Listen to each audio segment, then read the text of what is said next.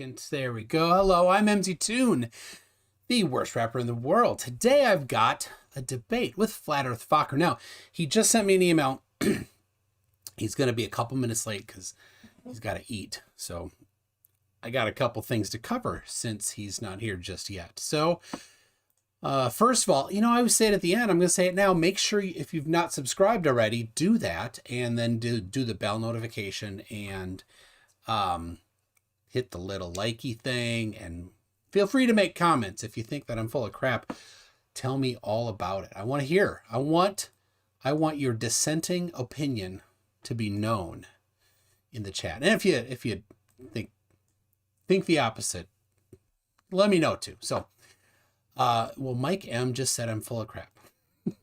And then JKS. So I guess he's kidding. So, I have, if you're in the live chat, I have my, new shirt. It says Toon in the little Tron font thing, which is right up here. You see that font on the shirt, and on the back it says, "Your inability to grasp science is not a valid argument against it." So that's on the back. And now here's the deal. Jon Snow, if you know Jon Snow, I'm going to send him a shirt. But I need to design the shirt. Now, he is not on Discord yet. So here's the deal. If you have thoughts for a shirt for me to make, ship to myself, and then ship to him so he doesn't have a chance to get, to order a different one, let's design it together. So I was thinking something like I Heart 5G, because he doesn't like Flat Earth, but he's got he's got a problem with 5G. So anyway, FDFE for £5 says it's time to kick ass and chew bubblegum, and you're all out of gum. That's right. I am out of gum. Come on, Focker. Let's see what you got. Well, he's got dinner going. So let's see. It should say, nothing, Jon Snow. Hey, Jon Snow knows the Earth is not flat. So actually, he's going to be on in 2 hours after the Focker debacle debate, and we're going to talk about his new Flat Earth diss rap. It's a pretty good. I don't know rap that well, so my opinion on whether it's good or not, don't take my opinion. STST, Seek Truth, Speak Truth. He says it's great. I've also sent it to FTFE and Team Skeptic. They both said nothing. I don't know. Anyway, Focker's in chat. There he is. I'm here. No link. I sent it in an email. So I guess I'll type that. Oh, there he is. I hear. How you doing? You getting it working yet? Yes. Well, I got to fix your name. It says the wrong name on there. Can you say something again? Flat Earth Focker. Hello, test 1, 2, 3. There we go. And I need to fix your name. It says Tim Sanders, which was the last guest. So that won't help you. Sorry, I'm late. That's all right. Oh, let's see. I got to fix the audio too for myself. There we go. All right. You are on screen now. Where the frick is the settings? How do I change the camera? That's your computer, not mine. I don't know. Fuck. Is it in Zoom though, or do I have to go into the Windows setting? Oh, in Zoom, you can pick a different camera if you want. Yeah. Yeah. Video. On the bottom left corner. Oh, there we go. Let's see if that worked. There we are. Just so you know, I got some open tabs. So. Tab. I'm ready. Do they still make that? They announced that they're canceling it, so. Wow. Don't worry. It's just water. It's just water and sugar. But it's actually just water. But don't tell Red Pill Philosophy, because it gets them scared that I have open tabs. So that's funny. All right, I'm gonna try to get you centered. There we go. In the so screen. is it Mick Toon or MC Toon? MC Toon. I'm the world's worst rapper, Yeah. Pretty nice for a white guy globey, though. Yep. I am going to actually have some actual pop. This is watermelon Zevia. Shit, now I wish I was at home and had my Mexican Coca-Cola. Oh, with the real sugar? Well, yeah, the real sugar, not that, what do you call it? The corn syrup stuff, fructose, glucose, nonsense. High fructose corn syrup. Yeah. So Jolene is asking when we're going to hear me rap. I rapped 2 weeks ago. You're going to have to look it up. FDFE says, how did a country that made due south also make flat Earth Focker? There you go. Well, he needs to clarify. That's just a very vague statement or question. Just so you know, this is the Fight the Flat Earth shirt that I'm wearing. Can you stand up a bit? I can't see it. Right there. Oh, wow. At least it says flat Earth on it. Yeah, Fight the Flat Earth. So, FDFE. So he gets you next, man. He's like, tell Focker he's got to come be on mine. So there you go. Well, he won't want me next because there'll be nothing left of you. Nothing left of me. You're gonna slay the Focker, I guess, by proving the globe once and for all. We're waiting. I'm waiting 5 years for fucking any empirical evidence of this globe. Well, that's good. I gotcha. So, all right. We met a year ago in person. 2 years ago, 2018. That was 1 year ago, dude. 2020 has been long. We met in Dallas or Denver? It was Dallas. Okay, my bad. So it's been a year. Yeah, you're right. But everybody thinks it's been longer than a year. Yeah, it's been a long year with everything that's going on. So let's see. Why don't you? I know a lot of people have been asking and they want a little update, just a little on the drama that I don't want to get into it. But a little. The court proceedings. Yeah, they're like, is he out of jail? What's the fine? Yeah, I mean, the haters, the globies, are kind of glad that this happened to me, but there's a bigger purpose here because I didn't ask for it. I'm just living my life. So basically, you guys know COVID. What are your thoughts on COVID, though? You think it's legit, or you think it's a bunch of bullshit? It's a real virus. It exists. People are dying. It can be classified a pandemic. Is that what you're saying?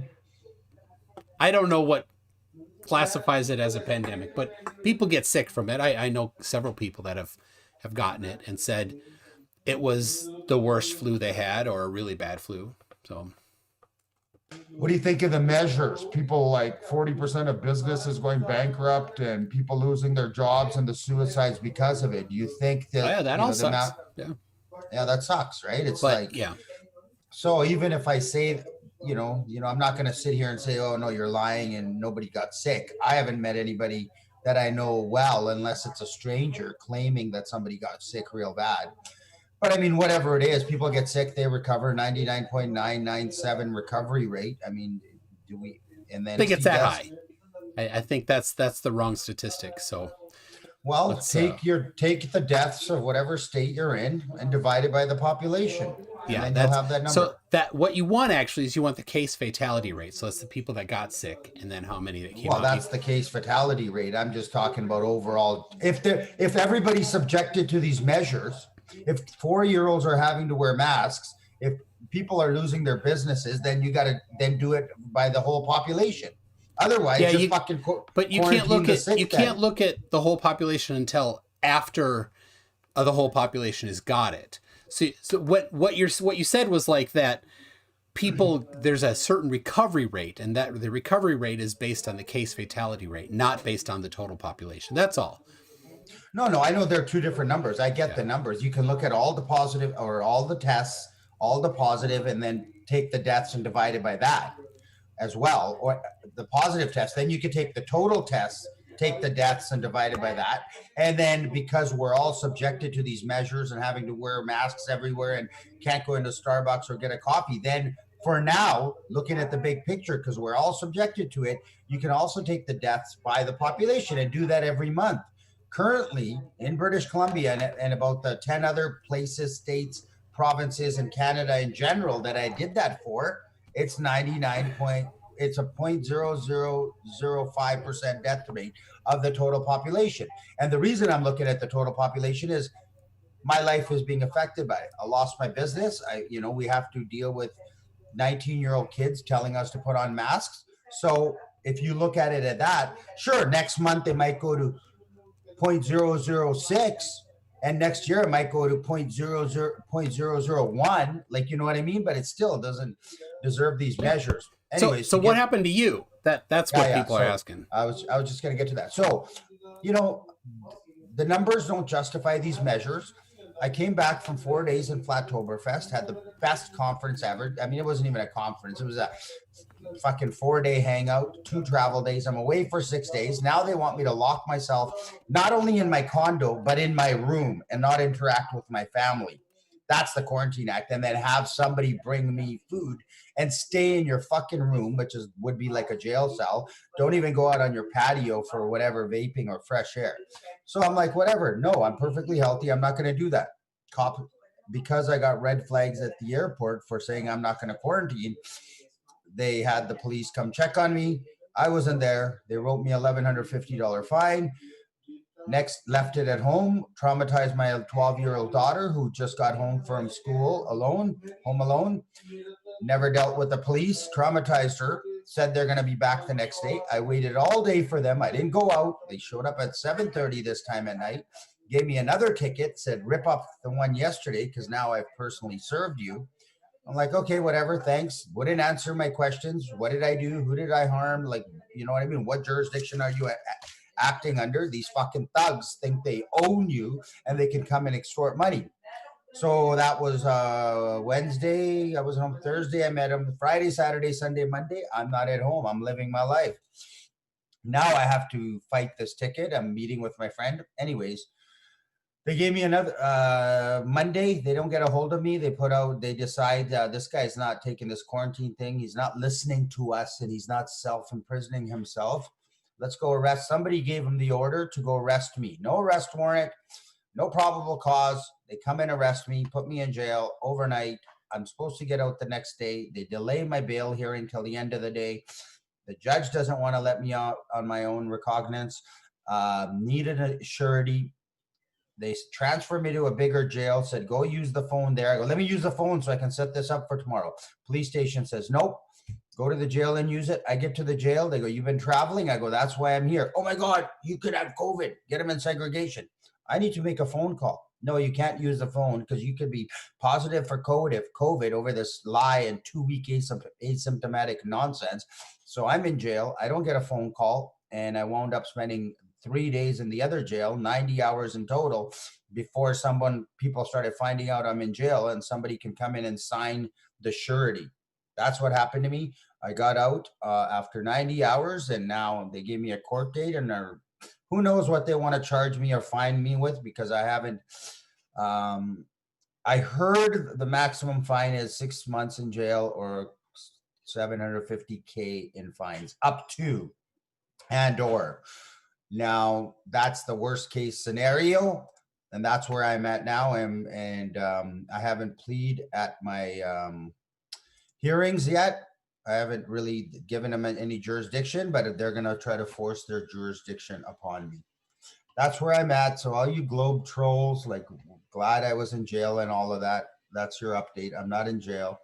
I didn't drop the soap. I was in segregation. So keep your jail nonsense to yourself.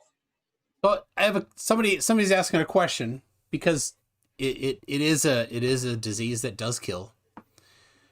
Well, that's a claim. Is there evidence of that? Yes, there is. So Mute Donkey's asking, how would you feel if you found out that one of our people died because of what you did?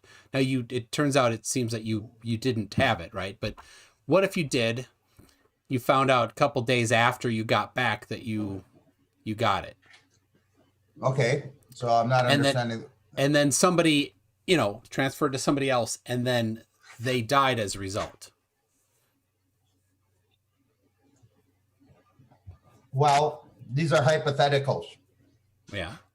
I would obviously feel bad if COVID was real and it was a contagious, deadly virus. And knowing that, I went and did what I did and put people at risk. But let's step back. I have found zero evidence. You can make all the claims you want that COVID is real when it's never been fucking isolated. And I have the documentation from the UK, NHS, and Health Canada admitting that. It's just That it's claims. not been isolated. No. What do you mean? Hasn't been isolated. They've never done a Koch's postulate on it. The test is fraudulent. They never went in a lab and said this is a virus that is called COVID. What postulate? Koch's, Koch. Come on, say it right, man. Koch's. I've heard it both ways. I did look into the pronunciation, and I was told from my research, you can say it either way. Damn it! I like Koch's. I was trying to get you to say it the other way. Do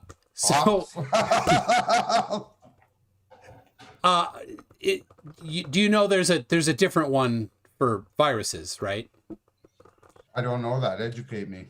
Okay, there's the Rivers modification to Koch's postulate for viruses, because Koch's postulate is for bacteria, and it doesn't apply to viruses. It's the Rivers modification. So look that one up. Rivers modification. Yeah.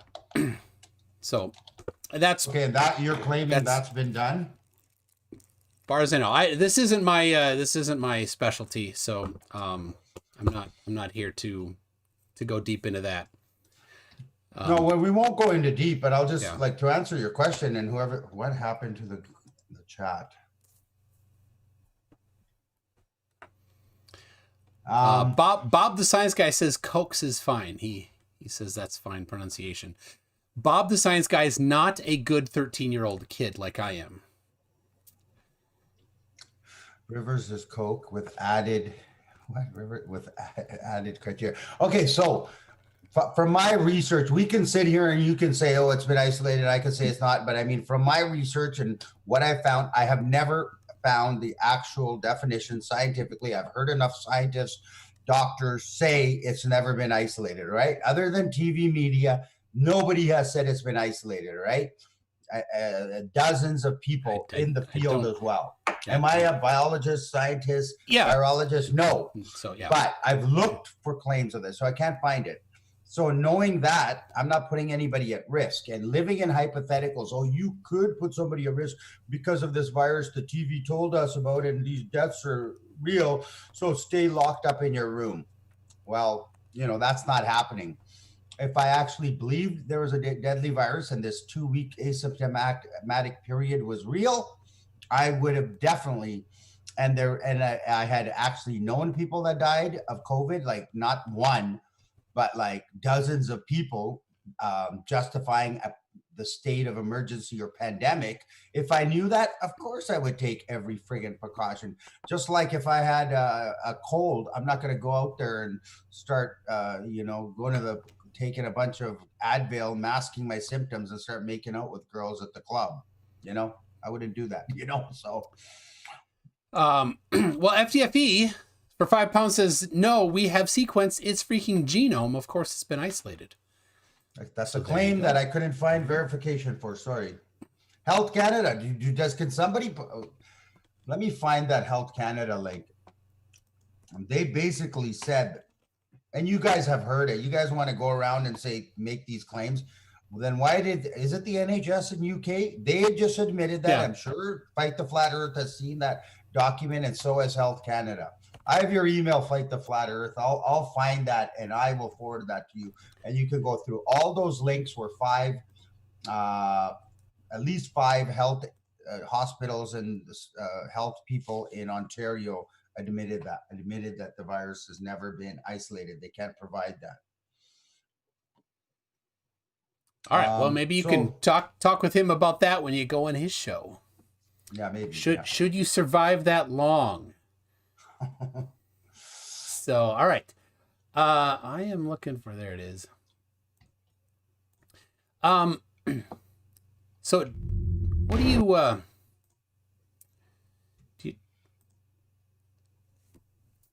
you said you were looking for some evidence for the shape of the Earth. Empirical evidence. Yes. So like measurements, right? Would that be something like a measurement of curve? Yeah, that'd be nice. All right.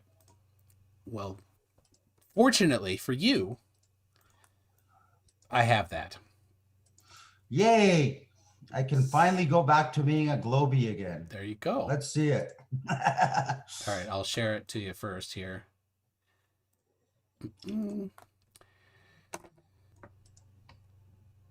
So long ago, before satellites, people had to use non-satellite ways to measure the shape of the Earth. So here's on my website, mc2.net/r,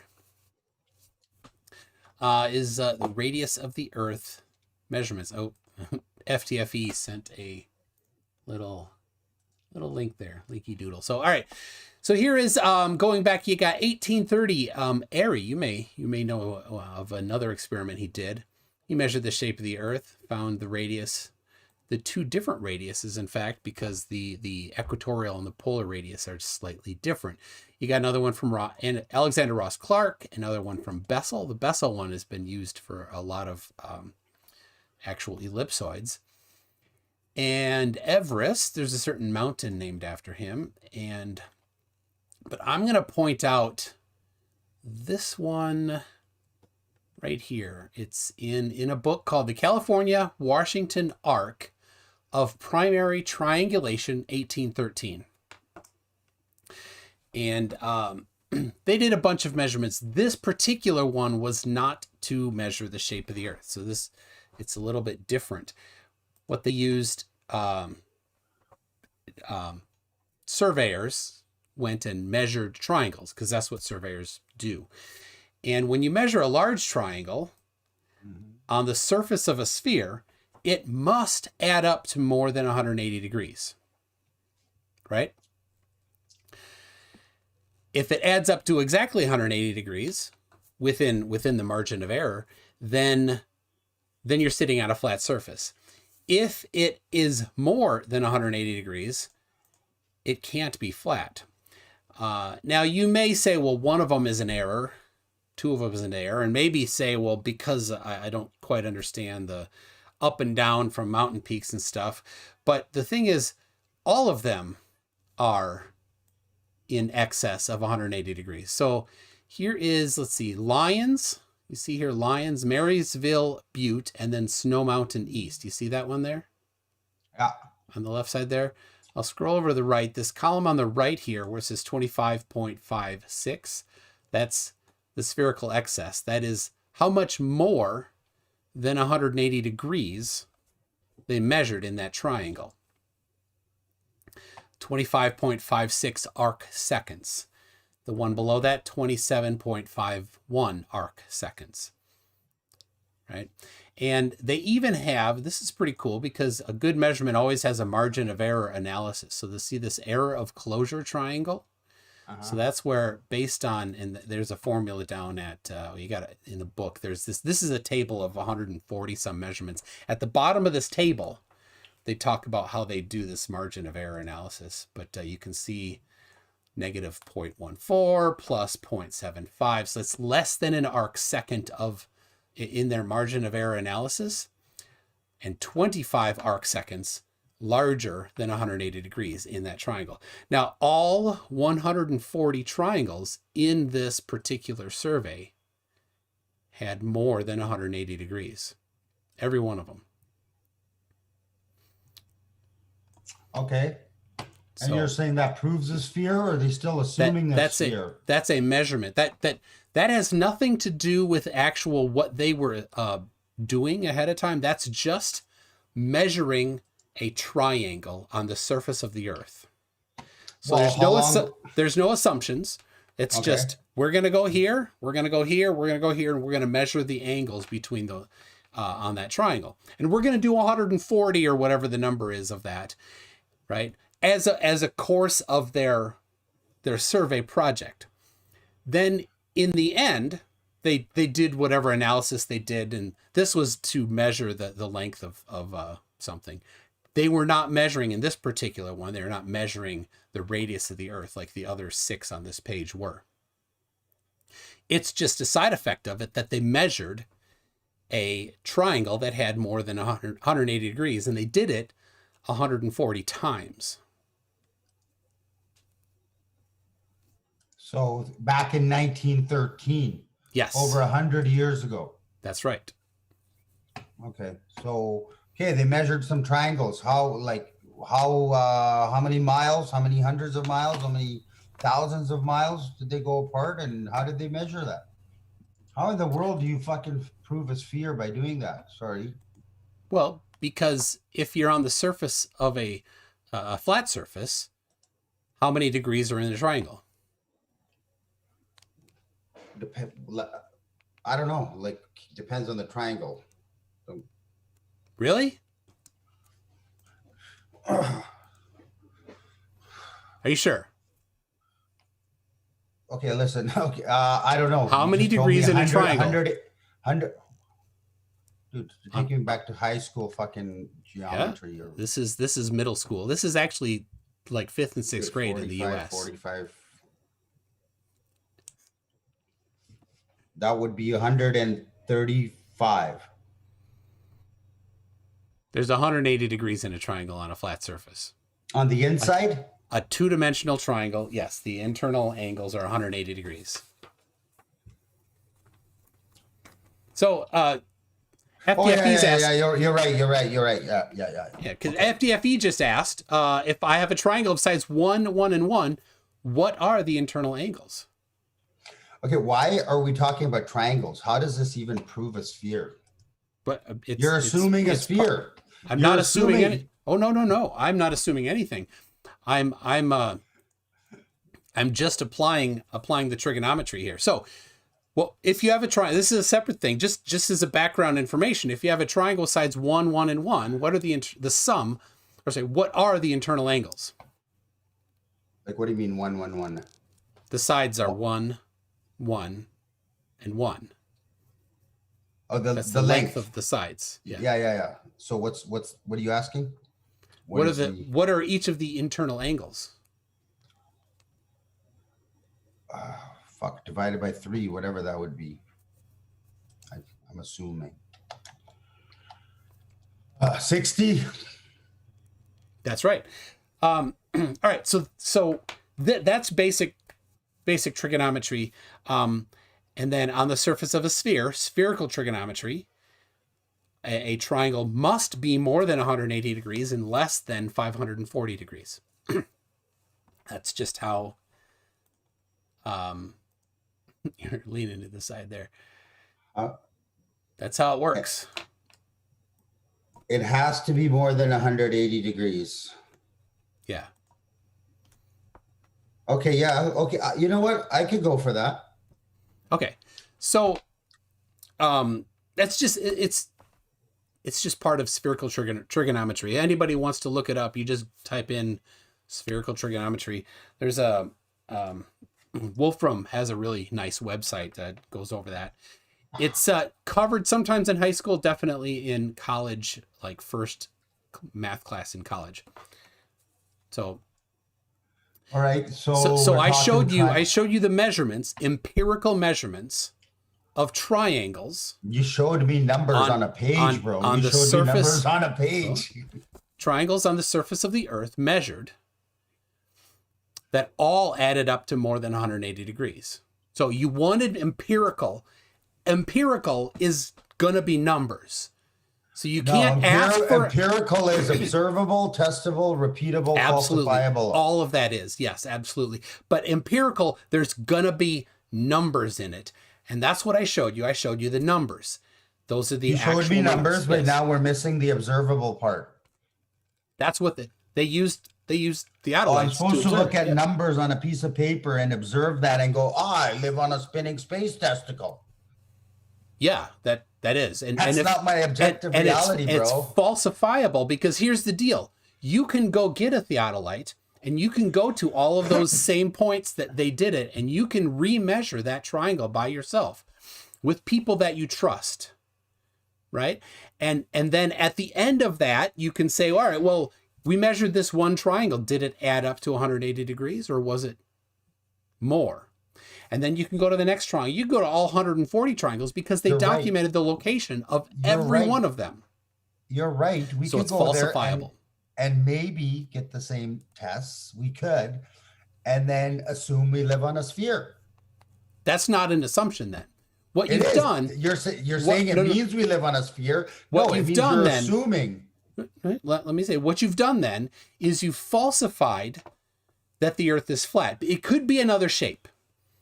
It could be any number of other shapes other than a sphere, but it completely rules out flat.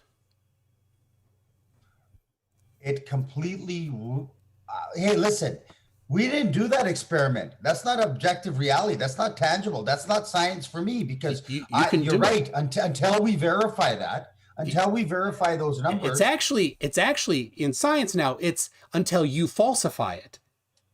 Because in this scientism now, it's until you falsify it now. This isn't the only one. Right, I have on my website right there. Okay, hold on. Before we move on, before you think you won with this point, these are let me just. Before you think like this proves anything, these are numbers on a page over 100 years ago by people we don't know. So how can we use that as evidence? That's a belief system. That is a trust in a belief system. And it doesn't prove a sphere. And if the numbers are right, it could lead somebody to assume they're on a sphere. And if they're incorrect, then it could, it could also say, well, we may not be on a level surface. These are all maybes, possibilities, hypotheticals. That's all they are. But it's not hypothetical at all. This was actually done. So it's not hypothetical. It's a trust belief system. All you've done now, though, is just say, "Nuh-uh." That's just incredulity, right? So, do you have any? No, you don't get to say that. Do you have anything to contradict it? I said until it's verified. I'm not. You may want to in your religion of scientism and heliocentrism. You may choose to trust that. Me as a man would be like, listen, this doesn't match my objective reality. Go falsify it. Go ahead. But so that's a red herring argument. Throw it out. I don't know why we spent time talking about triangles when it doesn't prove anything. You asked for empirical measurements, and that is an empirical measurement. No, that's how measurements are done. Right. Measurements are not done on YouTube, actually. That's not how scientists do measurements. Come on now. Right. Anyways, they make me laugh. That's funny. They publish it. And here's the cool thing. The cool thing about the process is if you disagree with it, you can go out and falsify it and you get all the street cred that they got. Right. I'm familiar with that. So you can completely go and embarrass this particular survey and all of the other surveys that found the same thing, because there's many of them. They're super easy to find. Probably. And you would be the man, and you would destroy and lay flat all of those measurements by doing the same measurements and showing that all of them were lying. What a waste of fucking time, Michael. What a waste of fucking time to go and make triangles to prove the fucking Earth is spinning and we're standing sideways. Like, really? We need to do that? We're not standing sideways. That's a absolute. Well, we're at the top of the spinning globe everywhere. You're on the top where you are. There and you I'm on go. the top. There you go. Oh, yeah. That religion. Okay, I used to belong to that religion. Yeah. Well, I mean, if you're going to describe it, you describe it right. If you're going to try to, debunk it, you don't try to debunk the not Earth, the not globe, right? Yeah. You gotta understand it before you can try to debunk it, right? So, I'm being a bit facetious there. I understand. All right. So since you didn't like the empirical measurements, do you have any empirical measurement? Measurements of flatness, maybe. I don't deal in numbers on a piece of paper, dude. I deal in objective reality. And I believe that you can't handle that. So that's the problem, though, is because that's how you actually determine. That's how you measure the shape of something, is by measuring the shape of something. So do you have any measurements? I have to observe curvature first before I can go measure it. Why would I need to measure for curvature when I don't observe it? It's easy to observe. Oh my God! First time in 5 years, we can observe curvature at every time I go on a tall building or a mountain. I'm going to observe curvature. Well, I mean, on a tall building, you're not very high. So if Well, you're for miles squared do, times 8 inches, I should do, be able to observe it. If on do a you clear day, if I can see, if I'm skydiving almost 800 times, and over half of those, most of those skydiving, you don't do in the rain or in the clouds. So almost every one of those skydives is done in a clear day where you can see for miles and miles and miles. So 800 times I've been at over 10,000 feet, usually 12 and a half, 13,000 feet, looking out of a skydiving window, and I don't see any fucking curvature miles squared times 8 inches. How much curvature are you expecting to see? At 20 miles, 30 kilometers, I'm expecting to see 266 feet of curvature. How many degrees? No, we're not going to talk degrees. We're talking feet here. You're not going to pull that on me. This is not my first time at this. How do you measure feet with your eyes? This is not my first. How do you measure degrees with your eyes? My eyes work. That's a great question. See, my thing is, okay, I'll get into the degrees in a second. Feet, you guys discount the feet, and the University Indoctrination Pseudoscience Education turned it into degrees because it seems so minuscule. Now, 266 feet, I can observe that 20 miles out. Now, if you're going to say it's like this. How is your eye so sensitive that at several miles away it can tell the difference of 200 feet? Because I'm not a complete lunatic, and I know measurements. Sorry. Your eyes are not precise measuring instruments. What is the margin of what is the margin of error of your eye measuring that amount of distance at several miles? I would be able to observe 266 foot drop, or curvature, or slanted buildings, or trees slanted, because they're on the curvature. My eyes would tell me that they're okay. All I see is this 266 feet. I would be able to see like that. That's a quantitative claim. So what is the actual quantity of that? Did you do the math on that? For the degrees? Like, what do you mean? At whatever altitude you jump from when you skydive, right? What are you? Yeah. 15,000 feet? 13,000 feet. Yeah, 13,000 feet. At 13,000 feet, with how wide your eyes can see. Yeah. And a tree that from that height is going to be pretty small. But at that height, how many degrees tip, either way, should a tree be on the edge of your vision? Okay, first of all, we'll get to you could tell me the degrees, because I'm gonna expose that fallacy in a second. Let's just talk feet first. So let's say I'm looking down the middle, and we go out 10 miles each way, 266 from here to here. So you just take the half of that, and I would see that. Now, if I start here and go 20 miles this way, this is my center point, and I go 20 miles that way, that's going to be 266 foot drop, and any buildings over there would be 266 below on the top of the globe, straight up. But compared to this, they're going to be like that. Okay, and so do you have like a diagram of what that would look like? So that you could like look at that and say, all right, this is what we expect to see. Here's the hypothesis. This is what we expect to see on a globe of a certain radius. Here's the diagram. And here is what I did see. And so you can contrast them. Did you do that? Yeah, 4 years ago when I got into flat Earth. You did the diagram, or you just were expecting to see it and you didn't see it, therefore that you didn't see it? No, I don't think you really quantified this quantifiable measurement here. I don't know about 266 foot drop. If I can, you've watched my videos. I can go to the top of Cypress Mountain here. I've not watched your videos, just like you've not watched my videos. Okay, maybe you just wanted to talk to me because of my charm. That's great. Absolutely, it's your charm. So we had a good talk at Dallas, man. We did. Yeah, you let me do most of the talking. You more interviewed me than actually a talk, right? That's what it felt like. So that's cool. So we have Cypress Mountain here in Vancouver. It's a ski hill that I've skied at, and there's a lookout there. Over the past few years, there's a lookout there, or on top of the mountain, and right across due south from Cypress is downtown Vancouver. tall buildings. Now, if you go out, I don't remember the exact numbers. I used to have them memorized. About 10 miles out, you got Metrotown, 15 kilometers from downtown, and there's another hub of high rises. Now, if you go further into Surrey, another 15 or 10 miles approximately, there's another hub of tall buildings, kind of a city center. So now I can look down here, 10 miles away, I see buildings like this. Another 10 miles away, the buildings are perfectly straight. Not even a variation for my eyes of any drop in the level of the earth, the ground. Hence, the building's foundation would be 66 feet, 10 miles out. It would be 66 feet below downtown Vancouver. Hence, the buildings would be slanted because the earth has dropped 66 feet. And you go out to Surrey, the buildings, the curve should have dropped 266 feet.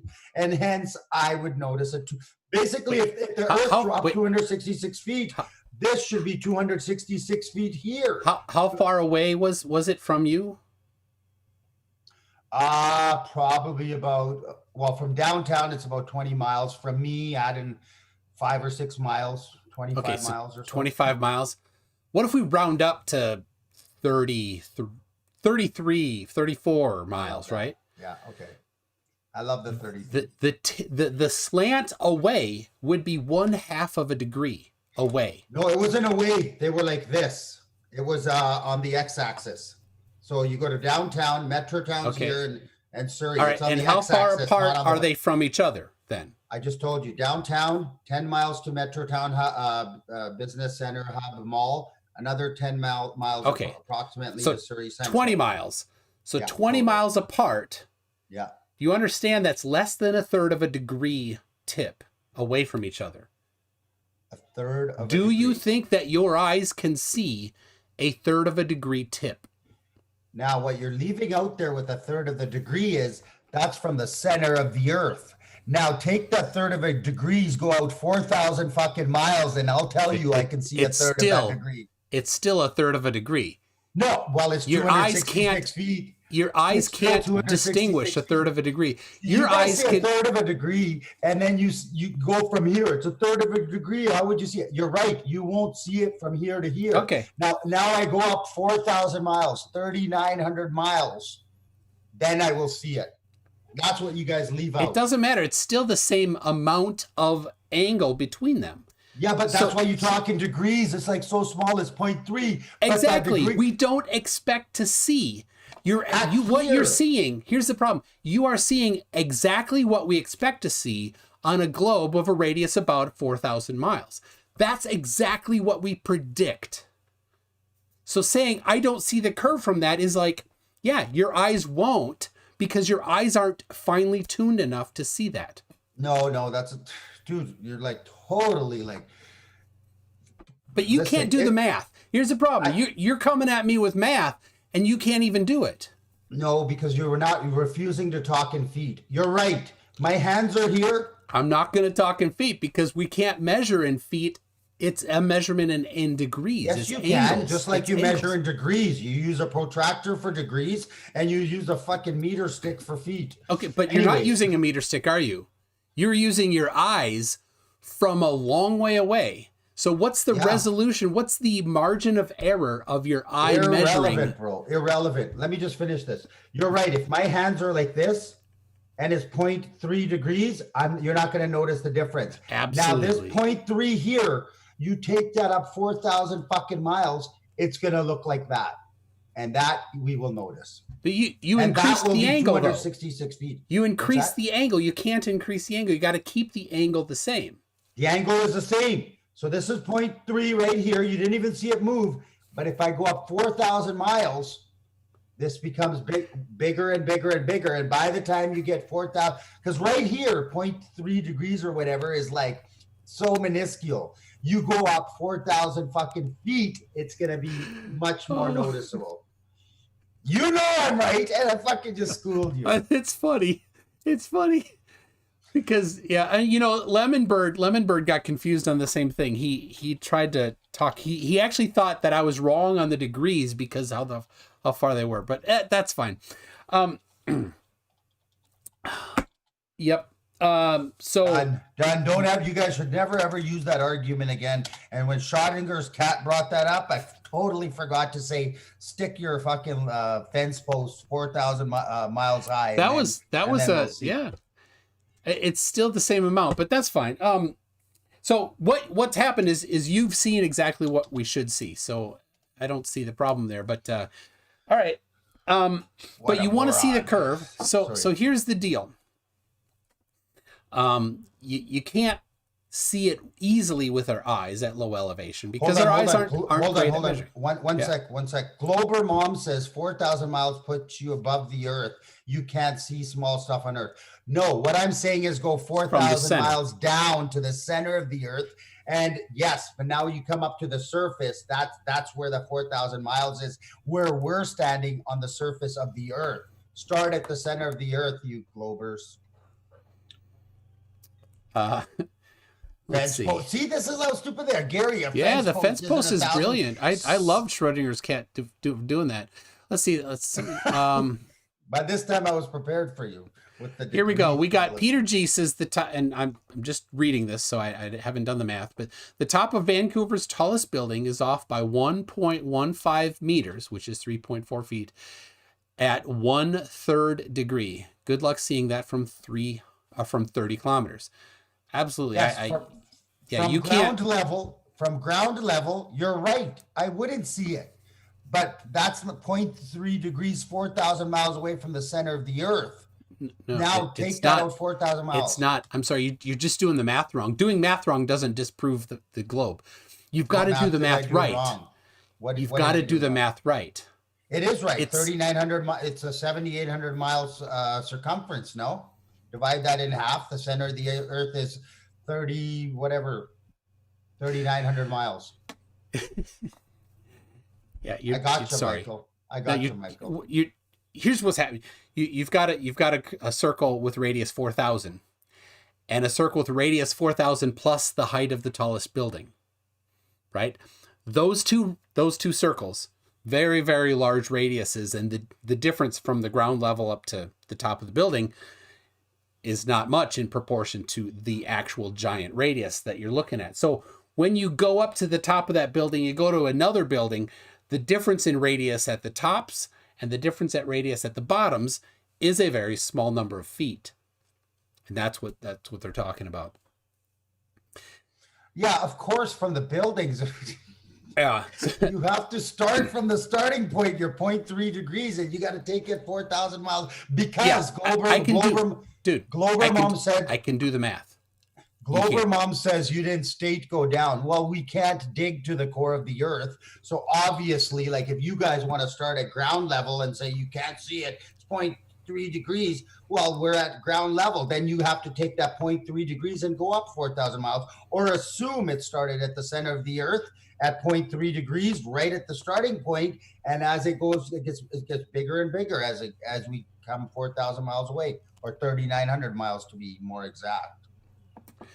All right, so you want to see curve. I want to see curve. You want to see it. Are you going to show me Lake Pontchartrain? Please don't tell me. No. Show me Lake No. Here, all right. So here's the deal. A lot of the time, people get, especially if you look on Facebook, they'll get pictures of video or stills from a video that's got a GoPro camera, and they'll freeze it wherever they want to support their claim, right? And I've seen a lot of flat earthers they actually stopped it when it was going the wrong way, so it looks convex. But those aren't good cameras because we don't know, right? As it adds curve. So what you want to do is you want to get either an external straight edge, right, outside of the camera, something that you know is straight, right? Or you quantify the distortion of the camera so you know, is this camera lens introducing curve?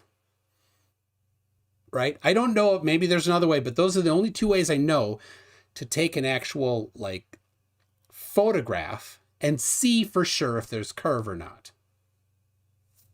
Right?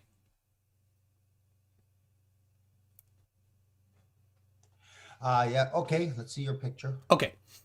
So Here we have, you know, Dwayne Kellum. Yeah, yeah. So Did he just get fired recently, or he quit his job, or he got fired for not wearing a mask? I have no idea about that. Yeah, last month he refused to wear a mask and he had to. Okay. He got fired. So anyway, he's sent up 25 high altitude balloons himself.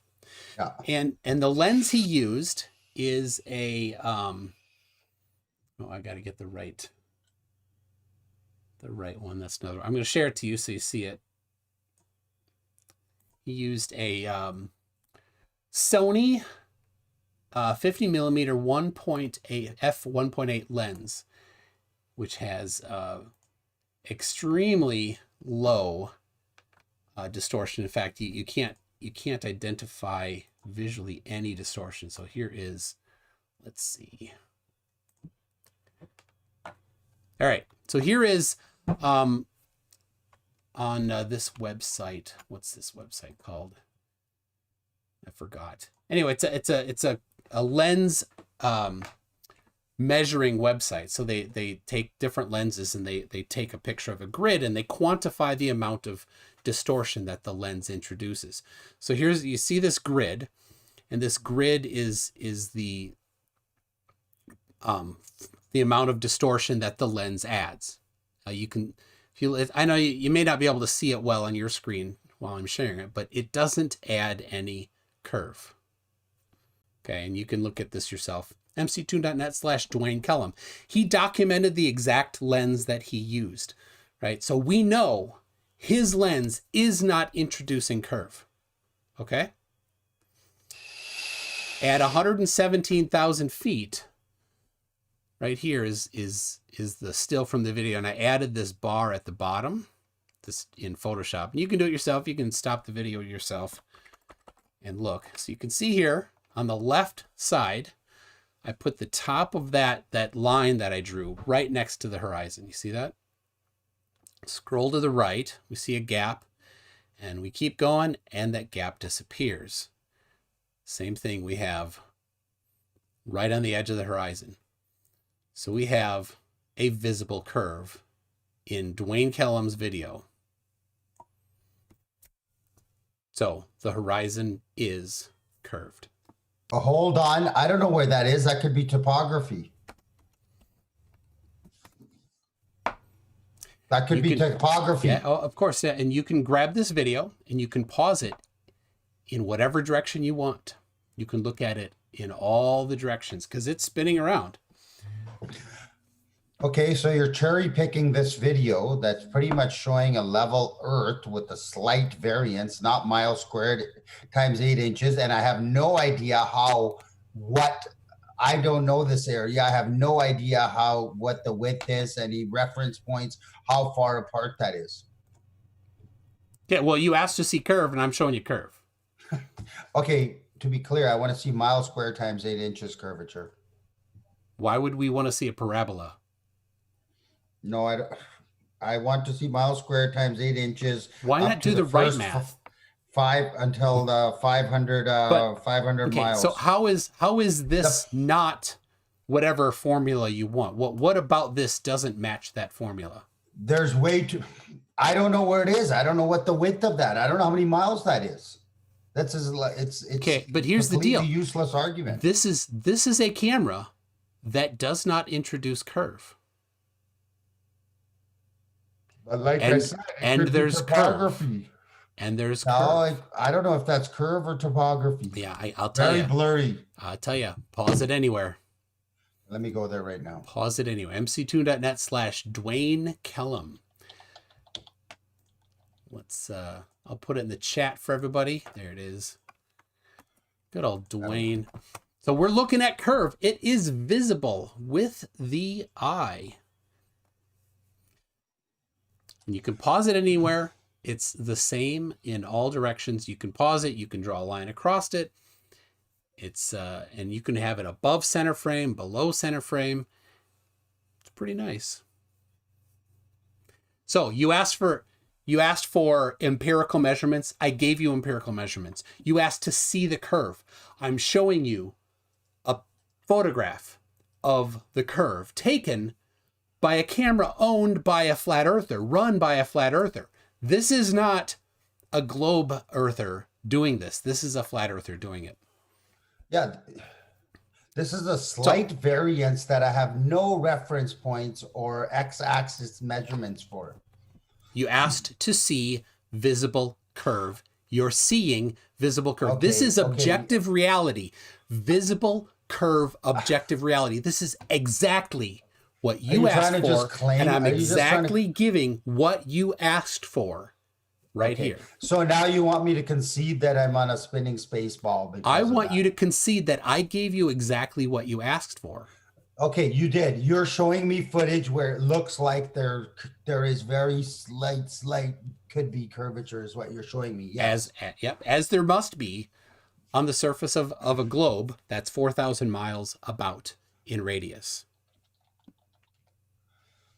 Yeah, okay. Well, you're just gonna assert yourself to say I won the point or whatever. I mean, like I've made my objections. I have no idea what I did ask to see curvature, and I wasn't clear. I should have said I want to see miles squared times 8 inches, knowing all the factors of where it is, how far it is, what the axis variant is, like like how far it is. Now, I don't know any of that information. That's all fair, and it's all in Dwayne's video. He gives plenty of information there, right? I've clicked through many parts there. And since doesn't he look gives like a globe to me. Yeah, since he gives all the details, you can look at it at your own leisure. And we got a few people in chat here that are doing the same thing. So let's see. You brought a good crew with you to chat. This is a good bunch. And Geistview, I see what you said there. I'll grab it.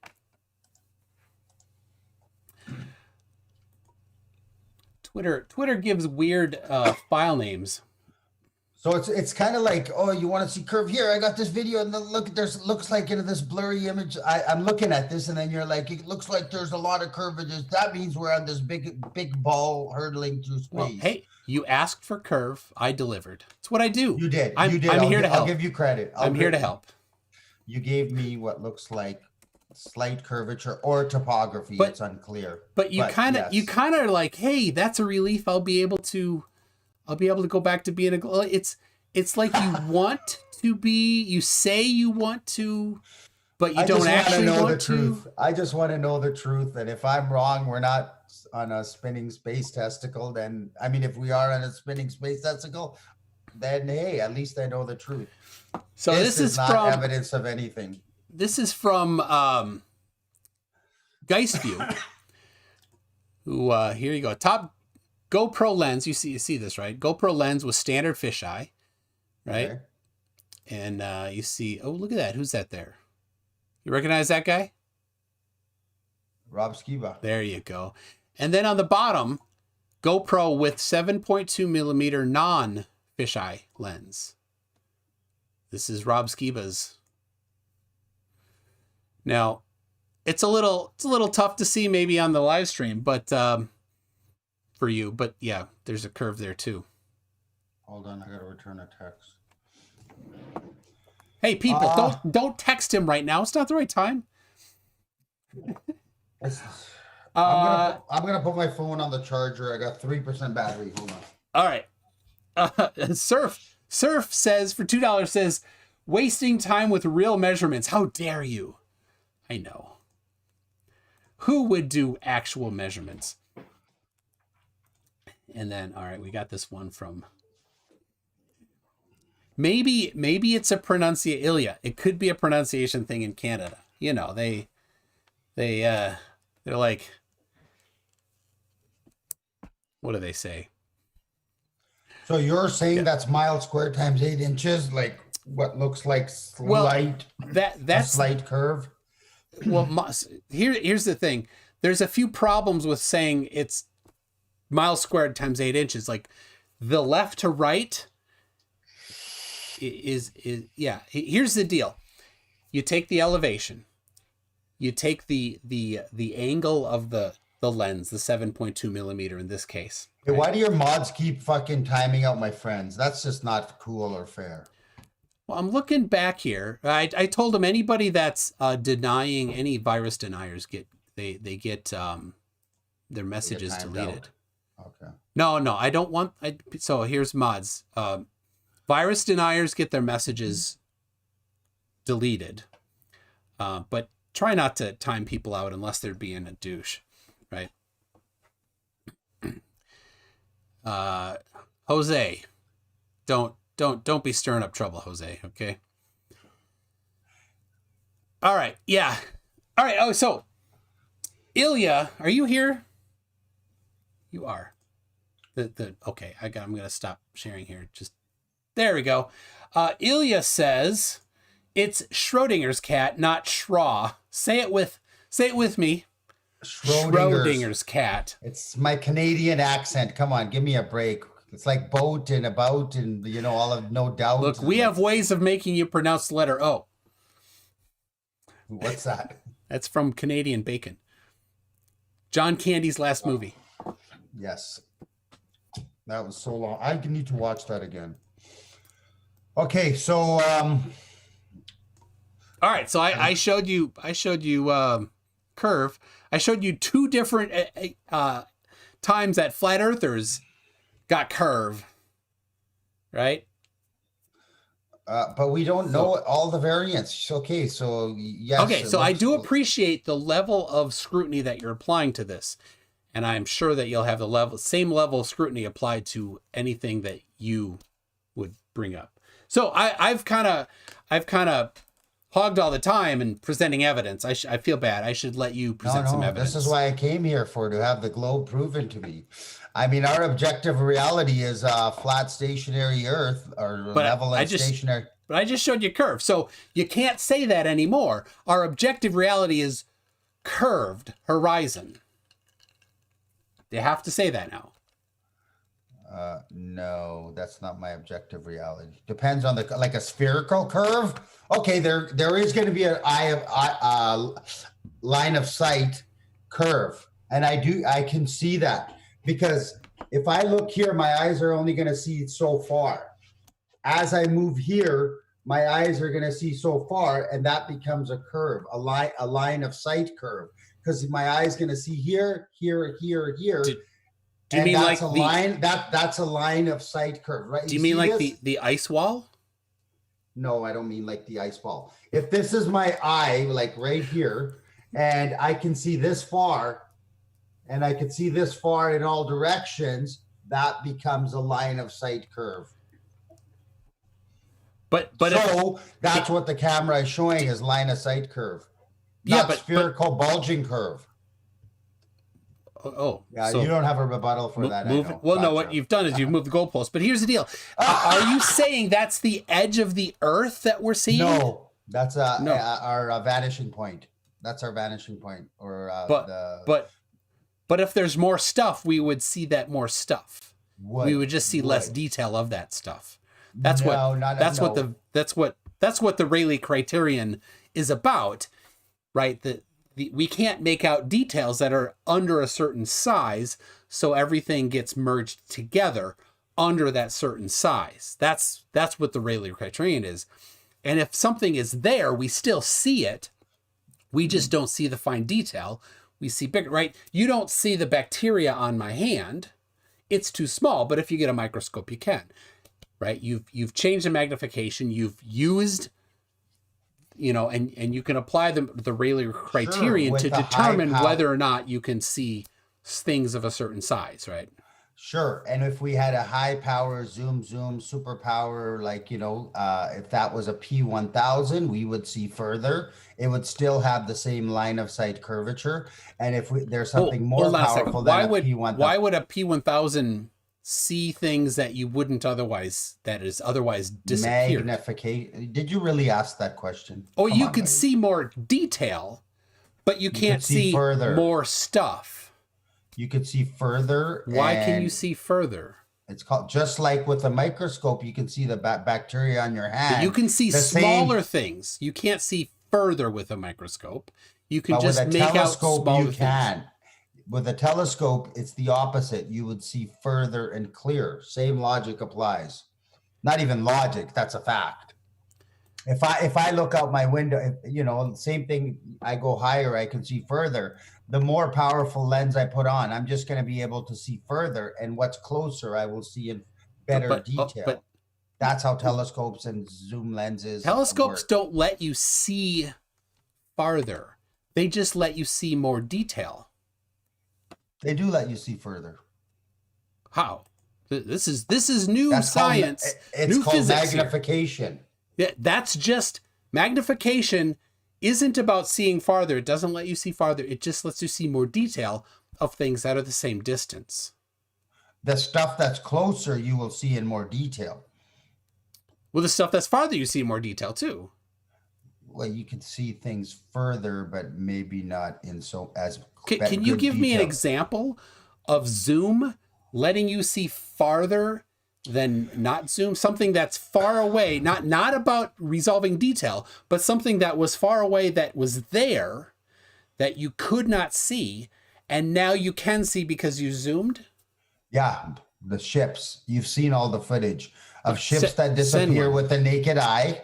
And then you pull out your telescope, you bring them back in, but they disappeared with the naked eye. Then you get a higher power. Once it disappears with that telescope, the vanishing point disappears. Now you bring out something more powerful and you bring it back into, now you can see it further away.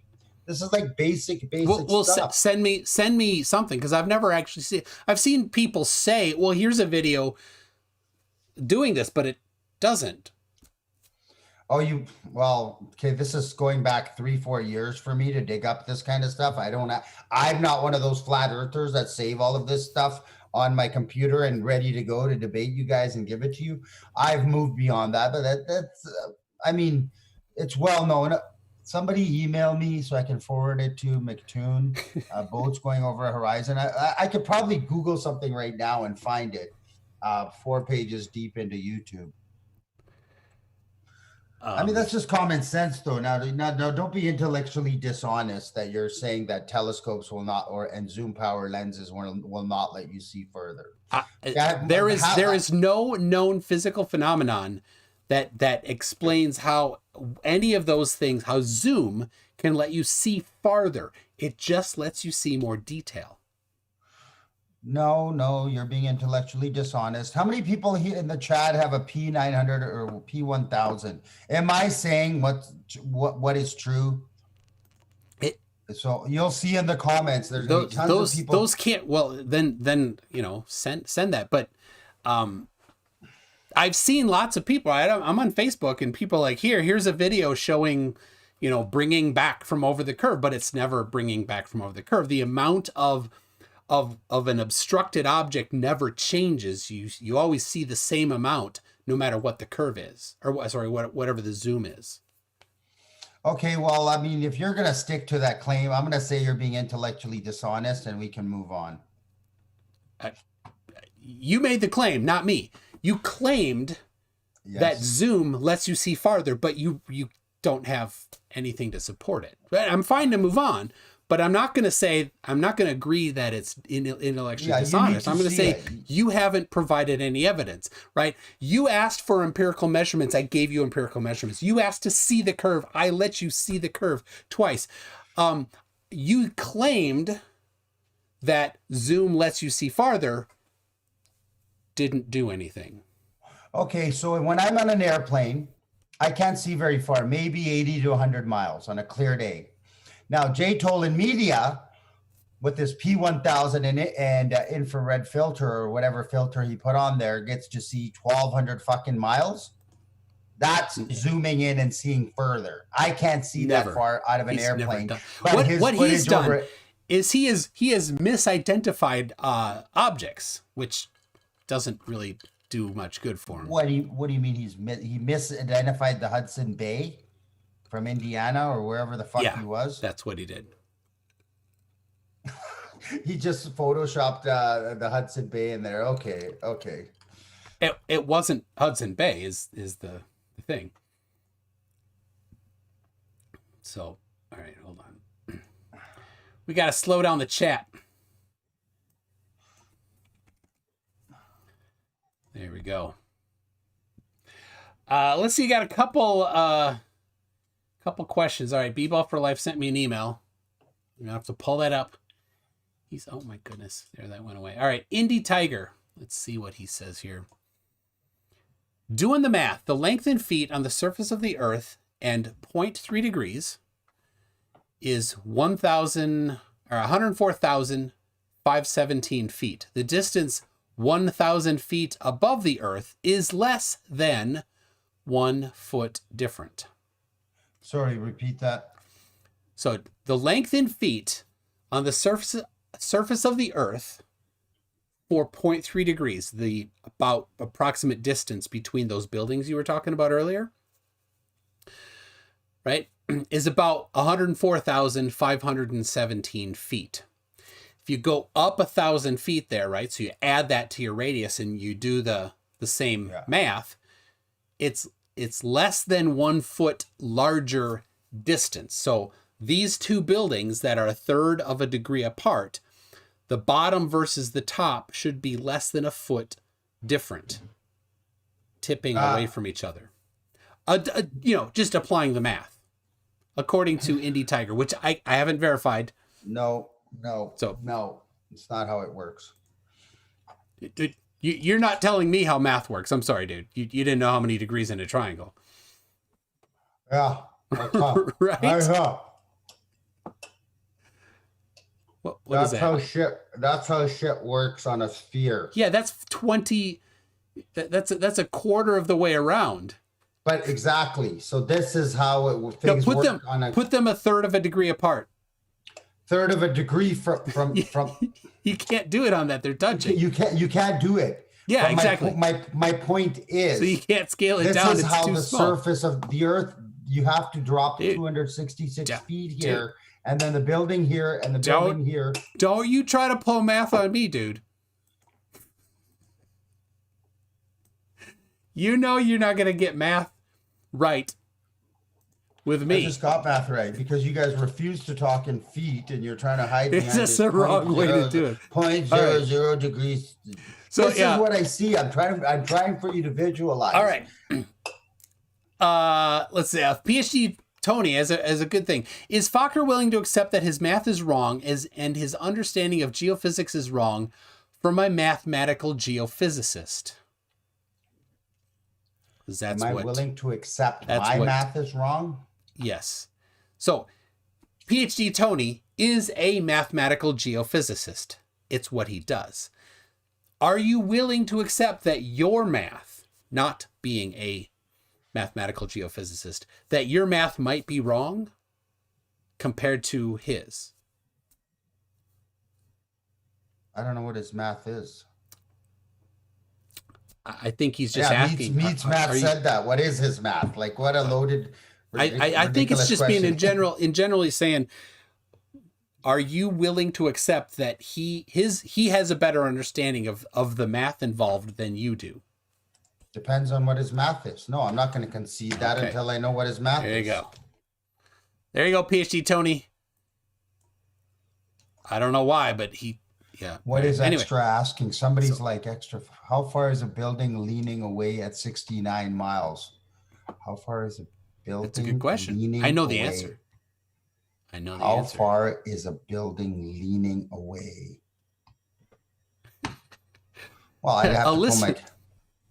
Yeah, that's a pretty simple question, actually. The answer to that question is even on the Gleason map. It is 3,000 feet. That's 16. No, that's too much.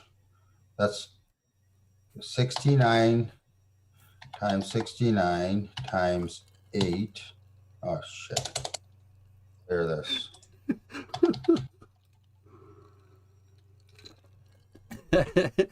Does Fokker mean the same thing when we do when he says math? He keeps using that word. And I don't think he knows what that word means. I don't understand the question. How far is a building leaning away? Like, I don't understand the question. All right. On the Gleason map, on the legend of the Gleason map, right there at the bottom, It says 1 / degree latitude is 60 nautical miles. Okay. Right? And 60 nautical miles is 69 imperial miles. Okay. 69 imperial miles is 1 degree. Okay. 1 degree curve. So a building 69 miles away from you should be leaning 1 degree away from you. Or if you 1 degree from the center of the earth. Yes. Yes, absolutely. So two buildings, if they are 69 miles apart from each other, and if you could see them, they're going to be leaning apart from each other by 1 degree, and your eye cannot distinguish 1 degree. How many feet is 1 degree? 3174. 3,174 feet. And yes, my eyes would see 3,000 fucking feet of tilt or curvature drop, and the base of the building starts there. It's not that much. Oh dear. Oh. King Cruz says, how are you this stupid? Hey, you globies, you guys are dumber than fucking dumb. Like at least McToon and Fight the Flat Earth are getting paid to be shills. You guys are fucking dumber than dumb. NASA, send me more money. I gotta buy that boat. I don't know. Yeah, you guys know you're getting paid. Come on, man. I'm here talking to you anyways. Dude, you can't be this intellectually dishonest. You seem to know more about this getting paid thing. Where do I apply? Because I'd love to actually get paid by NASA to do this. I mean, I get paid from YouTube, but it's not a ton, right? It's good. Well, see, but, why do you Globers get paid and us truthers can't get paid? How unfair is that? They fucking demonetize the truthers, and they keep letting you guys make fucking all your money and commission and your ads. Let me give you a tip. You and all the other flat earthers, you can do what you do on YouTube and not get demonetized if you talk about flat earth. They'll let you do it. They won't promote it, but you can self-promote. You can get there. You can do what Globebusters does. I think they're still monetized, right? As far as I know, they're not. Do you know why they are monetized still? Why? Because Bob is smart enough to not talk about the other stuff much. The other things are what, right? Nathan Thompson's group got deleted, not because of flat earth, but because of his anti-Semitism stuff. So if you want to get a Facebook group deleted, or do you want to get your YouTube channel demonetized, talk about that stuff, right? But it's still unfair. What's it? Ben, the comedian guy. Ben. He was in Dallas. Owen Benjamin. Owen Benjamin. Yeah. He's off. Oh, my camera went dark. He's off of YouTube because he won't shut up about anti-Semitism. No, I got it. But what happened? But women can talk about having sex with dogs and having peanut butter licked off their vag and all that, and that's okay. But we can't talk about this kind of stuff. It's censorship. Don't talk about that here. I don't want to hear about it. Yeah, but that's what YouTube will allow, but they won't allow us to talk about, just freely exchange ideas and opinions and interpretations of history. That's pretty unfair. There's things that they don't want to cover on their platform. Exactly. So, yeah, like I said, women with talking with whatever, All right, so let me. Alyssum says, I have something better than a weak-ass P900, a dirt cheap telescope with more magnification. Can we ask for a functional FE-based map? Do you have a functioning FE map? Flat Earth map? That's scale? Hidden from us. That's hidden from us. They don't want us to know the truth. The globe map, the globe model doesn't work, and the flat Earth model out there has holes in it. What does it? Hiding. But look the at this. lie I got this map right here. These are charts that have been used since the 50s, and they work. And you can download them yourself, and you could use them to fly a plane. And they all work. So what doesn't work about the globe map? It works in parts of it, not 100% of it. What doesn't? What about the sailors in the southern seas have said the distances are not accurate.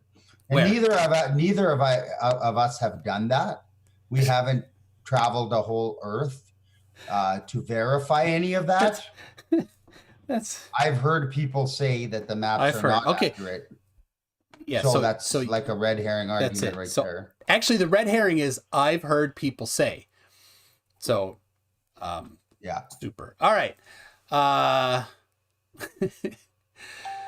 Alyssum again. Jay Tolan, you mean the guy that regularly shows the curvature of Earth? Ask him if he wants a pilot to join him. He wouldn't enjoy the rest of the talk. Alyssum is a pilot, and I've never seen curvature any of Jay Tolan's videos, so I don't know what they're talking about. I love the San Jacinto one where there's 6,000 feet of the mountain missing. That's a good one. FTFE, dude, he's hot for you today, man. You better call him. I mean, I'll leave a little FTFE. I'll leave a little Focker for you. So I got like bigger fish to fry. Little scrap. Does Fokker mean the same thing I already read that. All right. Again from FTFE says, Toon, did you receive the bonus from NASA? Karen in HR said you should have it this week. This is internal comms, right? Dang it. No, I didn't get anything. I'm gonna have to call Karen. They're being sarcastic. Just a second. I got the point of that. I'm gonna write down a note to myself to call Karen tomorrow. There we go. Done. Jessica G for $2 says, here's your $2 shill payment, Toon. Good work. And then Gary IOW at £2 says, have a beer on me, MC Toon. I don't know where he is, but £2. I guess I don't know. I don't drink beer. £2 is about $3 US, I think. Yeah. I guess you could buy a beer with that. Not at a bar, maybe. All right. FTFE, man. So here, this is going to be bad for you, man. FTFE for £10 says, I calculated the distances for fuel consumption all over the world when in the Royal Navy. The distances are 100% correct, or I would have stranded a 14 billion pound warship at sea. It is a good point here, Fokker. These maps here that pilots use to calculate the distance that they're going to go, if it's off, there's a problem, right? They're going to have not enough fuel, and then the planes would constantly be, crashing into the ocean. The airline companies would get pissed pretty quick and say, enough of that, we need to get the right map. Or they would put too much fuel in it. They'd get to where they're going and their planes are too heavy, and they'd have to dump fuel just to land, which is expensive too. Fuel is not cheap. So, well, we don't know if airplanes fly on jet fuel. For one, they use a different energy to fly. Yeah, that's right. That's 100%. Pilots don't actually fly pilots don't actually fly airplanes. The fucking computer's got everything. Not these days. Not on. Oh my gosh. It's a different energy. This is the first time somebody's actually made that claim live to me, man. Fuck, I'll spit out any truth and I stand behind I know it. you'll spit out anything. Well then, I guess, could you explain to me how the first law of thermodynamics is violated by that? The floor is yours. Violated by what? Airplanes? By airplanes not using, you said, a different fuel source. So, you wouldn't have made such a claim if you didn't have evidence. Evidence. Well, you look at the amount of fuel that they say they put into the planes, and then you use your logical mind as you're at the airport to see how long they fucking stand in front. They pull that truck up to the wings and start fueling the plane, and then you understand the weight of liquid and the fact that those wings are made out of what? Aluminum, I think they're made out of. And then how the wings would withstand that. And then there's electrical energy in the air. You look at their jets, and it comes a cone. It harnesses the electrical energy in the air, makes it combust, and gives energy. It makes the electrical energy combust.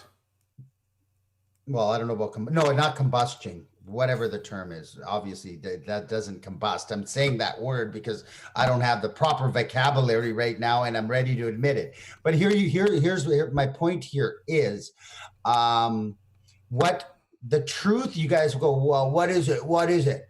Well, they're hiding the truth. They don't want us to know that information with the lies. We're looking at the lies and saying the lies don't hold up under scrutiny. And you guys just want to believe blindly what we're told because you're afraid that you've been lied to. So you make excuses and jump through hoops and play mental gymnastics to justify the official story about all these lies. Here's some, oh, I just can't believe you seriously.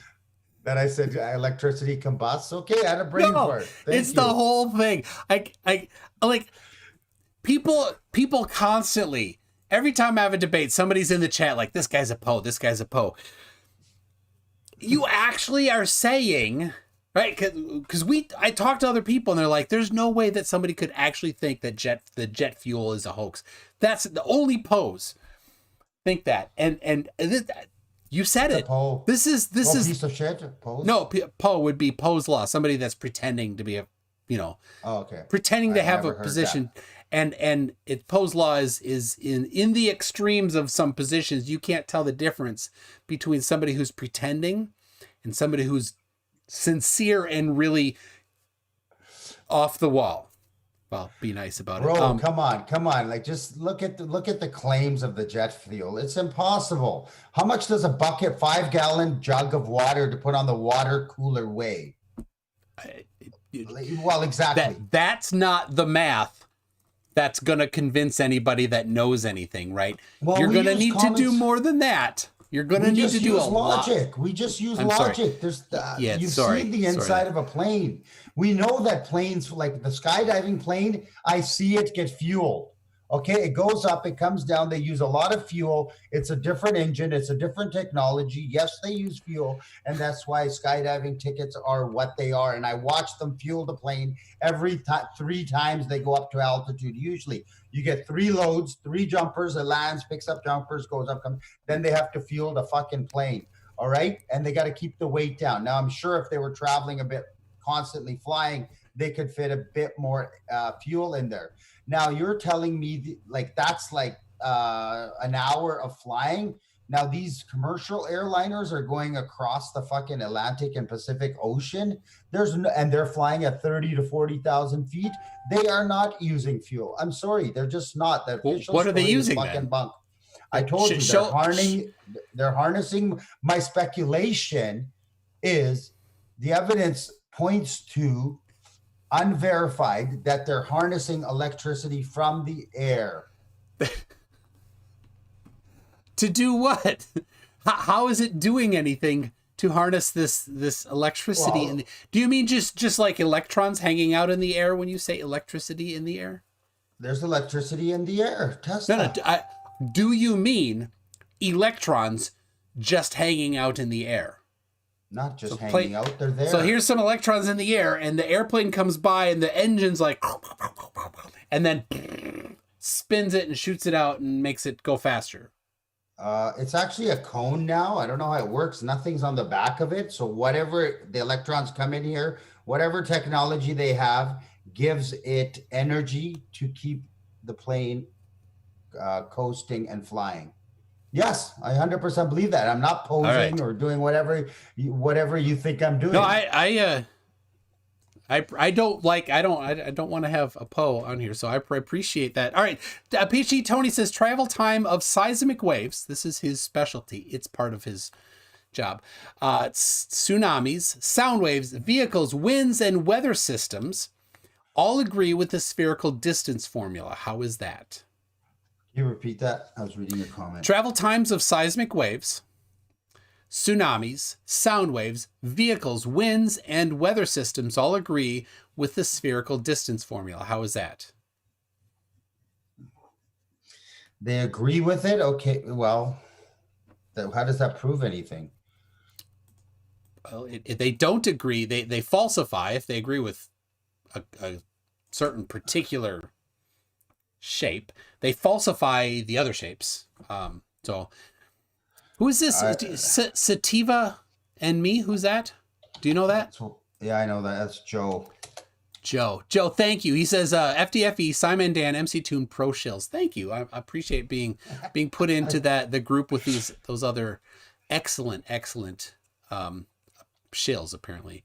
So okay, so I was gonna type something out for jet guitars. So my best friend that works for fighter jets is lying to me every time he talks about work, even though I've watched him work before. Hey, listen, buddy, I didn't say jet planes. I told you skydiving planes use fuel, and Navy and jet planes, they use fuel. I'm talking about commercial airliners. Why are they different? Because it's very compartmentalized. When you got the smaller planes, it's a different technology because people are hands-on and would notice the fraud. Where in this whole commercial corporate world, people would are not going to figure out what's going on because everything's compartmentalized. So it's two different technologies that people think is one. You kind of mesh the truth with the lies, and the lies become the truth. But Just you like didn't actually do the math to figure that out. No, I don't know what you guys are right. such a hard on for math. Math is a language, and it's like you've heard Dell say, math is a language. It's not necessarily reality. Hey, Sativa and me, Brainy Beaver wants to be included in the shill list. Could you include him in your list? All right. So Alyssum says, if globe maps are not accurate, then why do over 100,000 flights every day reach their targets? Fun fact alone destroys the flat earth cult. So yeah, there is, I mean, they're not flying as much right now, but certainly ships and airplanes, they successfully get where they go. But I'm sure, Alyssum, I'm sure his answer is jet fuel.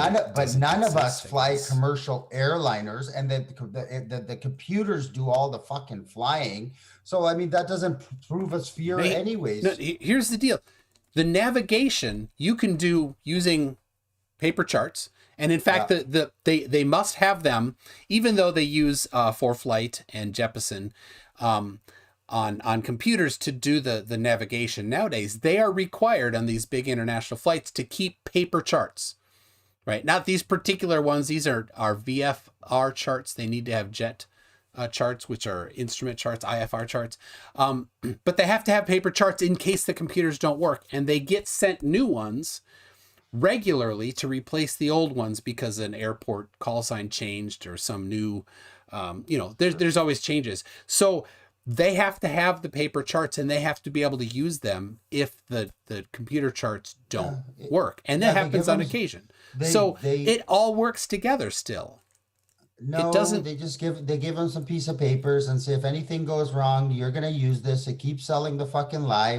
They never use the papers. But they do. And in fact, no, they don't, because they get on the fucking radio and say, hey, we're over here, guide us and do this. That's all a fucking show. That's all a sideshow to sell the fucking lie, to actually make them think that this is what they're using. Oh, it gets bigger. There's so many people involved. Oh my God, an appeal to incredulity. Come on, man. I'm just telling you, when so many people are brainwashed, it doesn't make it real. All right. NANA says, thanks for helping hide the shape of the earth. Hail Santa. Hail Santa. You might not have. Come on, man. Santa. We're talking about all these hypotheticals, all this nonsense. Dude, you're talking hypotheticals. All right. Brady Beaver says, can he tell me where the peanut butter and jelly girls are at? PBJ girls? What are the PBJ girls? He's Canadian too. I was talking about the doggies and the peanut butter and the vaginas. Yeah, Brainy, send him a message private. I'll give you his email. I don't know. He's Canadian too, so I don't know. Oh, is he? Yeah, Brainy Beaver. So, all right, Schrodinger's cat, or as you said, Schrodinger's cat, says, Focker should have snuck away in shame after our debate and said he keeps giving me content. Thanks, Focker. He did. Yeah, I saw that. He did have a successful video on you. He had a successful video? Yeah, he did a video on you. Did you not see it? Recently? Yeah. Or was this like a couple of years ago? Schrodinger's cat has switched into more of the First Amendment auditors and free man on the land and put a link in Schrodinger's cat. Put a link in. So there you go. Mr. Cat. You can put a link in. Anyway, I've had a few videos done on me. I'm like, hey, cool, and I watch them every time. So you should. I guess if people get lots of videos on them, they might just get tired of it. But for me, I'm like, hey, I've learned to tune it out now, man. You can't satisfy the haters. Haters gonna hate. That's an old saying. I know. Taylor Swift made it up, right? I think she's got to shake it off. That. She's got to shake it off. Yeah, she made it really popular, but I've been hearing that for 20, 30 years. All right. Even before Taylor was born. Oh, your camera went out again. My camera. Oh my gosh, I got to keep turning it off and back on again. Ask the CIA for fucking more funding. NASA, fix my camera. Let's see. A Stringer News 1 says pot meet kettle, kettle meet pot. I don't know if that's is that, I know pot's legal in Canada, but I don't think that is what he's talking about. Something about the pot calling the kettle black or something. That's an old saying from the 80s. Yep. It's probably Taylor Swift too. Alyssum says, so where is the literally millions of staff, engineers, and pilots that experience this every day? Not a single one speaks out. Yeah, because they're brainwashed fool NPCs. Somebody told you to ask me about NPCs earlier in the chat, so I'll answer your question. My theory is that you guys here, these ball lickers in the fucking chat, are running a friggin' script and don't have any discernment or critical thinking skills, so they're programmed with a script of, we like the globe, we like our ball, and the ball is real, even though it's a cartoon CGI image. We love our ball, and anybody that questions is just a dumb for idiot.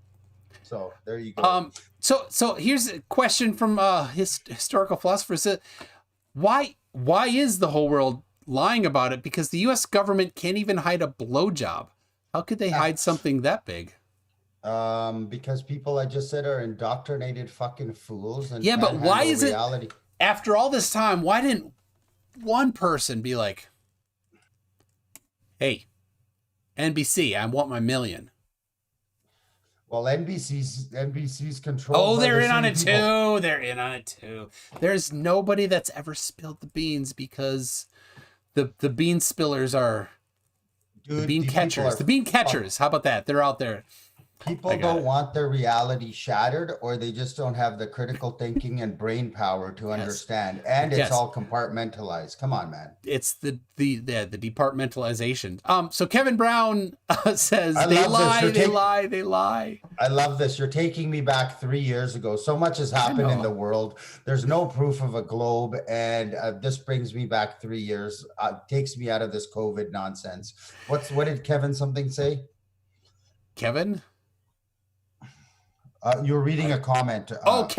Kevin Brown says they lie, or no, says they lie. Lots of they. Who are they? I don't know. I want to find out. That's for sure. All I know is we're being lied to. So, they're jet guitars. So my best friend that works on a fighter jet is lying to me every time he talks about work, even though I've watched him work before. Yeah. And of course, they use spherical charts. Indie Tiger for $20, thank you very much, says navigated ships in the Navy. Ships travel in a circular path on the open ocean. Now 35 years later, I'm a professional engineer. The Earth is a globe in my direct observations in the Navy and in surveying experience. Oh, good for you. All I can say is good for you. That's do you not want to go and do some of these yourself to see, or are you like, I don't want to see, so I'm only gonna do these look into these specific things that I know the result? No, man, I don't deal with redhead. They don't prove anything. You don't need to do these fucking ridiculous experiments. It's right in our reality. You should see every fucking city I've been to. I was in Charlotte. I was in Dallas. It's obvious we don't live on a fucking curve. You can go to the ocean. There's no ball and there's no movement. But I showed you a curve. Oh, come on. I already showed you a curve. Okay, listen. There's no spin. Fucking 800 miles an hour, 700 miles an hour where I am, over 1,000 kilometers an hour, traveling around the fucking sun with fucking airplanes, gravity holding airplanes all around the earth. Dude, Bob's gonna be angry at you.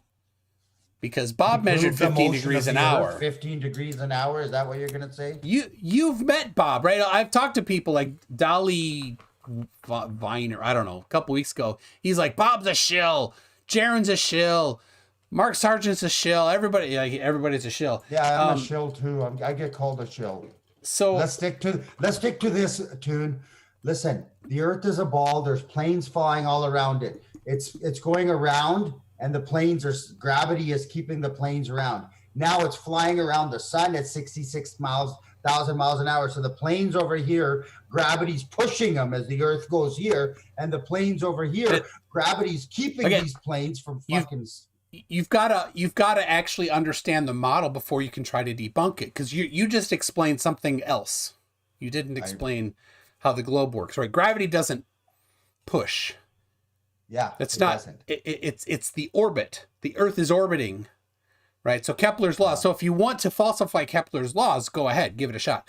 But the way it works is it's in orbit, and we are in orbit, and the plane is in orbit around the sun with the Earth, right? So you misunderstanding how the globe works doesn't falsify the globe. No, I'm not misunderstanding how the globe works. That just sounds like complete poppycock, as my friend Rose would say. Okay, there's airplanes all around. That's just incredulity, though. You said that to me. Oh, okay. You could claim it's incredulity, but common sense. This is airplanes all around the globe. First of all, as it's spinning, the airplane's moving in every direction. The gravity's holding it with it. But then it's also flying around. But now you're saying it's orbiting the sun. So it's independent as it's going around or up and down the globe, and the globe is spinning. Now the Earth, the sun's orbit and the sun's gravity is keeping it there as it flies this way and is pushing it. Yeah. Sure. I will use appeal to incredulity there. All right. I'll circle that again. I got it. I got it. All right. Garbage. All right. Well, let me get through this here. I have another stream coming up with another Canadian. It's Canadian night here. John Snow has a flat Earth rap. What's that? After you, yeah. John Snow, a Canadian from the other side of Canada. Canada, yeah. What's where are you? I'm in Minnesota. What's on the other side? Not Newfoundland, but the one next to Newfoundland. There's Nova Scotia and New Brunswick and one Prince of those. Edward Island. John Snow, I'm sorry, I don't know where you live, but he's over there. He's on Atlantic time, and he has a flat Earth rap. You're That's gonna love 1 it. a.m. over there, bro. What the fuck? It's gonna be midnight for him. Yeah, midnight. Oh wow. So in 15 minutes. So anyway, I gotta get through this here if you don't mind. Let's Tim Pryor says, dude, spend $2,500, get your pilot's license on a smaller plane, and so you stop sounding stupid. He's Canadian though, so that's going to be like 75,000 Canadian dollars, I think. Fuck, these Globers are so fucking stupid. You guys not hear what I said? Get your pilot license and fly a small. Like, you guys are fucking retarded, man. They'll teach you how to navigate. They'll teach you They'll teach me how to land on a spinning fucking moving target, orbiting target. That's what. Yeah. Because wait a second, do you not understand the first law of motion? That's elementary school, man. I understand the first law of motion, and it fucking actually debunks airplanes landing. So here, let's talk about this. Okay, an object in motion stays in motion. So an airplane and the Earth are traveling together, right? Airplane takes off, and it's going. Now it's in motion. My skydiving plane all of a sudden starts circling. Yeah. The motion that way is negated as soon as it turns. You're telling me the fucking object in motion going that way, when it turns this way, this motion is still applied to it? Yes. Give me a fucking break. Yes, that is the first law of motion. That's fucking absolutely awesome. I'll give you this. Earth spinning. Plane takes off. Yes, object in motion stays in motion until another force is applied to it. It turns.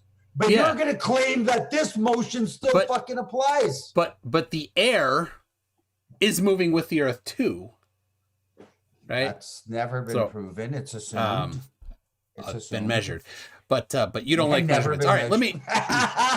You hate measurements. All right, Peter Cranston for $5 Australian says if planes don't use fuel, how come they burst into flames when they crash? I've seen it myself, and the fuel weight is less than water. Yeah, so a gallon of water is 8 pounds. A gallon of fuel is less than 8 pounds, but it's still heavy when you put a bunch of fuel in there. But they start on fire. When commercial planes hit the ground, big fireball. Why? Yeah. So they do have some fuel in them for takeoff and flying or at lower altitudes. Once they get up over whatever 20,000 feet, or I don't know the number, somewhere above. You're just making this stuff up. No, I'm not. Because the smaller planes like a Cessna, Kodiak, these skydiving planes can only go so high. So I wish Skydiver Tanner was in here. He's a skydiver. I went and met him last week. Skydiver Tanner. Yeah, he works at iFly in Minneapolis here. A skydiving tunnel thing, right? So I went and I got some video of him inside there doing some flying. Stuff is so fun. Indoor iFly is so fun. So all right, Bob the Science Guy says 6 pounds per gallon. So yeah, Bob the Science Guy, I think his brain is about to explode because of the because he's a pilot, the electricity stuff. They're mixing up like what part of commercial airplanes versus non-commercial airplanes do you guys not fucking understand? Planes flying at 30,000 feet and not flying at 30,000 feet, except the military aircraft is on a different technology. So you guys lump everything into one. There goes your camera, bro. Man, this all right. I gotta switch to my other camera. I'm not happy with that. It's a Sony camera. I don't know how you're gonna have the energy to go another round, man. Well, he's not a flat earther. What are you guys talking about? He's his new song. It's his new song. His Flat Earth Diffs song, man. That's why he's got a wrench. I was wondering why a flat earther had a wrench. He's not a flat earther. I'm not angry, Jon Snow.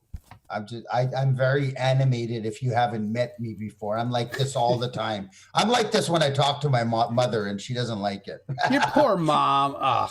All right, here we go. I got my other camera set up. Let's see if it looks here. There you go. You see me? Yeah. They don't see me yet at home. I got to fix the. Well, there's a delay. Thing. It seems like there's a 2, 3, 4. Well, I haven't fixed it yet. HD webcam. There it is. There you go. They can see me now. Yeah. 6-second delay. Yeah, I have it on minimal delay. I didn't think you'd be that much. It'd be a problem. So no. Schrodinger. How do you do that? How do you do that setting? Where's the setting for the delay? It's in the live stream control panel. In YouTube? Yeah. No, you have the chat on slow mode or the video? No, the delay. I set the delay to the minimal. Oh, I didn't know you could do that. Yeah. You can do normal, you can do long, you can whatever. I like to interact with the chat and see it quick. So, all right. Schrodinger's cat. We're probably all saying it wrong because it's got umlauts over the O. So he says, Mac, check out Mark Stevens. He has some great arguments you can use in court. They work every time. I bet they don't. I've used the Mark Stevens method and I've had success for traffic tickets. All right.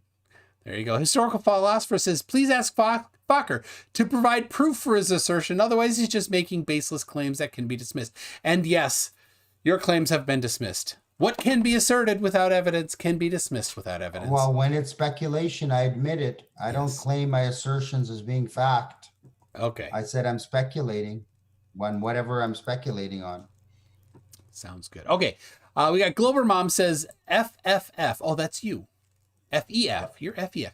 I think. Anyway, keep using the words. For fuck's sake. FF is fuck for fuck's sake. Yeah, I know.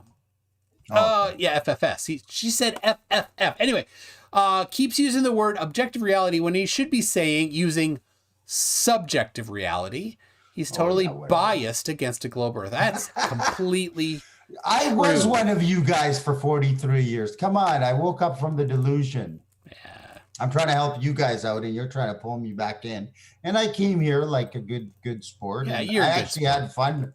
These 2 hours have actually been fun. I liked it. Probably I'm glad. Not your typical flat earther that you've had on the show. I know that. I've debated, I don't know, this is like 120, I think.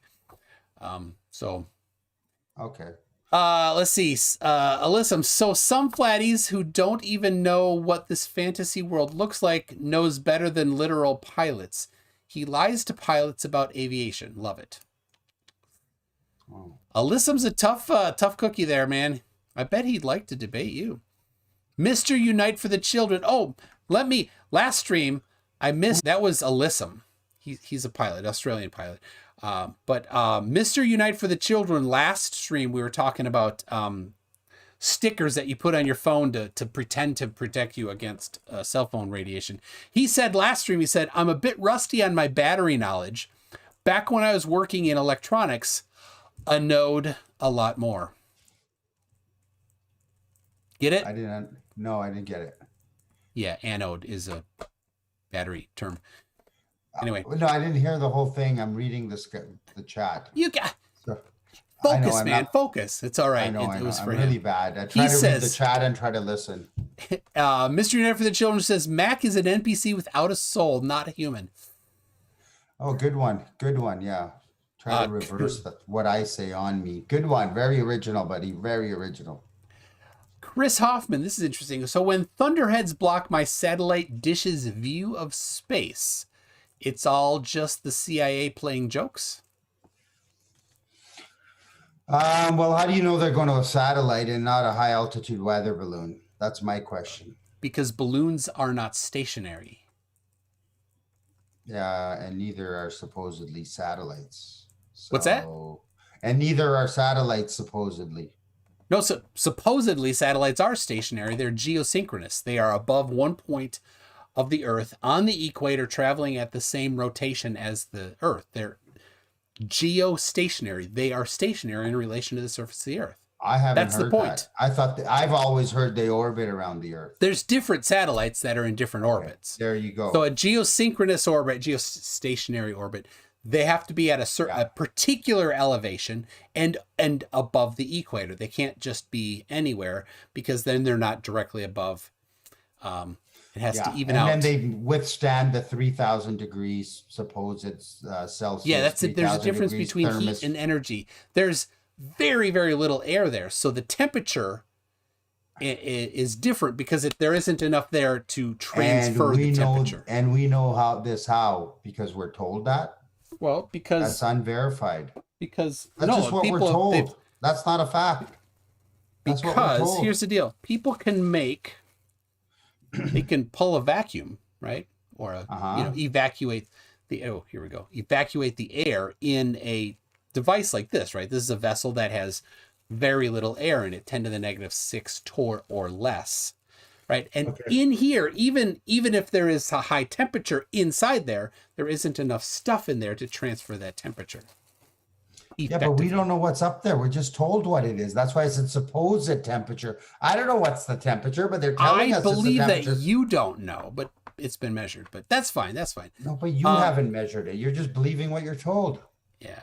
Okay, so Sleepy Dan says he calls us NPCs without critical thinking, but he is the one ignoring math and dismissing photo evidence while chugging the Eric Dubé narrative. Dude, are you chugging Eric Dubé? I'm chugging truth. I'm chugging using my own brain. Okay. That's just like the silliest childish comments from Globers. Jeez. No kidding. Silly childish Globers. Dude, it's ball lickers. I'm 13, so I whatever. Mr. Unite for the Children says, Mac, hit that vape harder. It's your friend. Let's see a I'm big old hitting it puff. as hard as I can, man. I'm hitting it hard. Oh, Nathan Thompson's in the chat. You remember when he got you triggered in Dallas? Was that the first time you've ever been triggered? You were so triggered in Dallas that was on the team. live. That was team, not me. Was that Team Skeptic? Yeah. Okay, I was just standing there saying, "What the hell is going on?" That's right. My bad. Sorry. Yeah. All right, people. If he's a douche, time him out or block his comment, right? But if he's not, he gets to talk. Okay. Is he really here? I invited Daniel Falkenbach. I don't know if I said his name. The guy who wrote the book? No, the Flat Earth Subgenius. Oh. You know him? Flat Earth Subgenius. He does not get along with Nathan Thompson. They have some bad blood. Is that his name, Daniel Faulkner? No, Faulkner's a guy that wrote a book, a white dude. Yeah. No, not Faulkner. Falkenbach. Oh, Falkenbach. Okay. I didn't know that was I might be, and sorry if I'm saying your name wrong. I'm not trying to say it wrong. I'm misremembering it if I'm saying it wrong. I invited him because in my Facebook post, he always does a smiley face. And I said, "You're invited too." And then he actually commented and said he might be here. So, but I haven't seen him. Let's see. Tim Pryor for 25 says, "So they made the supersonic plane that people could walk around on. Flat earthers say if your drink doesn't fall over, then it's not moving, even though you're moving supersonic speeds." Get it? Got it? Good. And that proves a sphere? Like, come on, man. What's up with these arguments? That's just conservation of momentum and the misunderstanding of it. That's all that he's pointing out there. Hey, do you have a duck suit? I do not. Oh, you should. Nathan likes them. Oh my God, that's funny. Nathan is good comedy. You gotta say that. I mean, Nathan is awesome. He got fooled by people in a duck suit. Come on. No, he played along with them. He knew they were trolling him. No, not the first night. He's like, "This is proof. They proved it." Oh, that was awesome. It was funny. It was so funny. And there's like everybody's messaging me. And I mean, everybody's like, Nathan's getting trolled. Nathan's getting trolled. I'm like, don't say anything. People said stuff. Oh. Who made this comment? Mute. Yes. Let's see. People are super chatting. I'm getting paid tonight, man. NASA is doesn't have to send such a big check. I guess. You guys do good on super chats. They take 30% though. They take 45% of my super chats. No, they don't. In Canada, yeah. Every time they take 45%. Different rules in Canada for YouTube? Yeah, they have a 30% for YouTube and they have a 15% for something else. And I tried to research that like it. Canada tax? No, it's something sponsor ad. I don't know what it's for. I can't remember. I was just like, what a ripoff. 30% I could maybe live with, but 45, I'm like, that's ridiculous. That's almost half of it. I don't want somebody getting $25 and half of it's gone. So Surf says, "I'm Nathan Thompson. I run the largest." Oh wait. Look at your guys get to you. Factard. Okay, never mind. He's Canadian. Factard is? I'm embarrassed. Let's see. Ooh. PhD Tony is getting feisty here. I like this. He says, "You just accused me of fraud because you're speculating. You are a nascent lackwit." Sure. Thank you for that compliment. Thank you for that compliment. Alyssum likes you. He says, "Not your typical flat earther. You set a new low." I've had worse. Gotta say. You know who's worse behaved? You're well behaved. You know who's one of the worst behaved? Joey Rocha. Okay. He cannot. Twice. Yeah, he cannot control himself. He is rude as can be. So he could be the sweetest guy. It's like almost like bipolar. Like maybe like when he's not on his weed. I love Joey Rocha though. It's not just weed. He's on everything. It's kind of like bipolar. I don't know. Don't get offended. Talia Zimmer.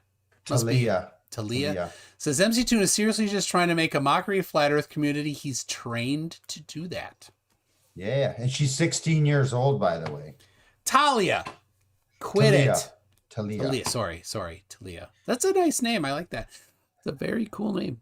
All right. I gotta wrap this up because we got John Snow. Yeah, no worries. I planned 2 hours, so I'm good. I had a really good time too. And all right.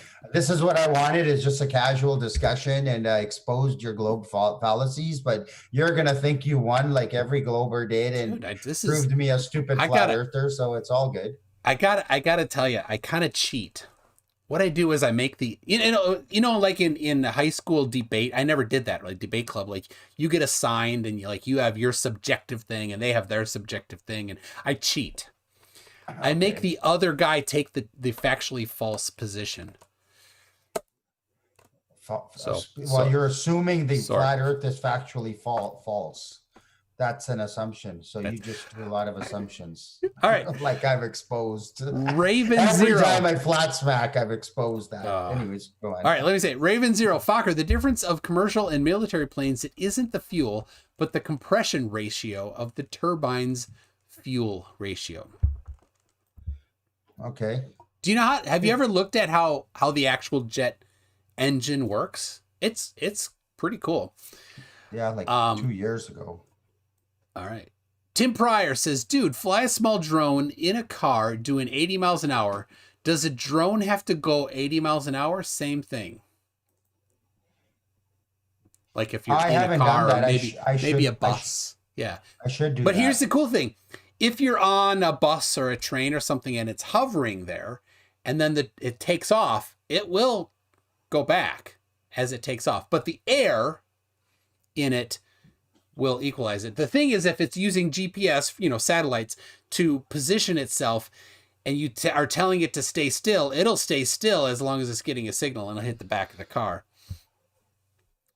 I haven't done that. That would be something that I'd like to do. All my drones broke. I got to buy a new drone, but not really financially the time to buy drones. But yeah, I'd like to go on an empty bus. That's a sore spot there. That little find you got.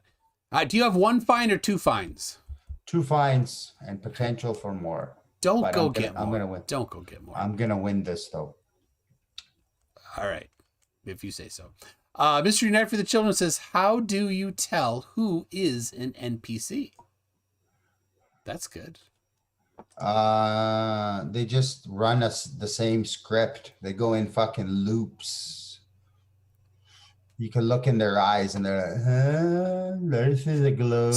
So Nathan Thompson, he had a comment blocked, and if he had left off the last 2 words, I would have said don't block him. But Nathan, behave, and you get to keep it. He says, yeah, it compresses air. It doesn't combust gas. Anyone thinking airplane wings have swimming pools of gas? Nathan, incredulity does nothing. Provide the evidence how it can just compress air and do it. Do the math on that. Use the second law, the first law of thermodynamics. The official story is ridiculous, is our point. Well, show how it doesn't work. Just saying it's ridiculous isn't anything. Show how it doesn't work. But that's a show us thing. How it works is more like it. That's easy to find out. There's a lot of information on it. So.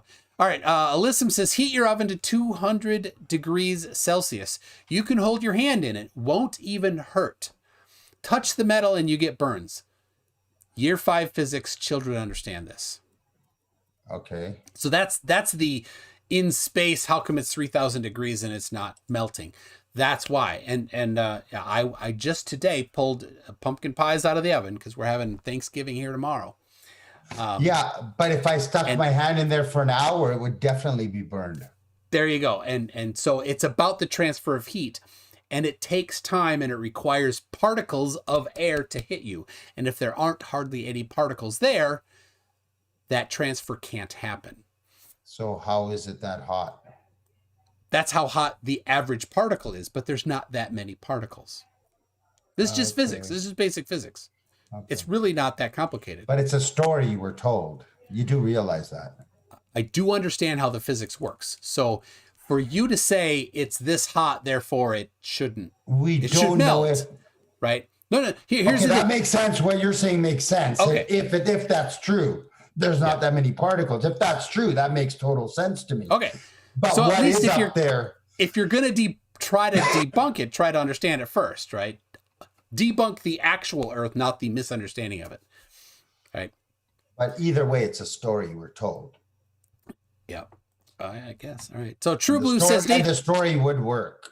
But we don't know if that's reality. I appreciate you saying the story would work. That at least that. Thank you. So, True Blue says Nathan Thompson is a coward, blocks everyone who asks him a question he can't answer.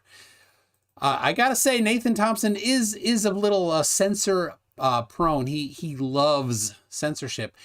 If he doesn't like censorship, like he kind of complained when his thing got deleted, like, but he also bragged to me that he has 20,000 people on his block list. That's censorship, Nathan. You are big into censorship. You love censorship. And then you complain when you got censored. Yeah, but you get the same retard saying the same thing. It's, you can only take so much of them. There's free speech and there's a good... Answer it with science. But of course, YouTube... Here's the First Amendment in the United States. YouTube gets to do whatever they want on their platform. You get to do whatever you want on your platform. I am on YouTube.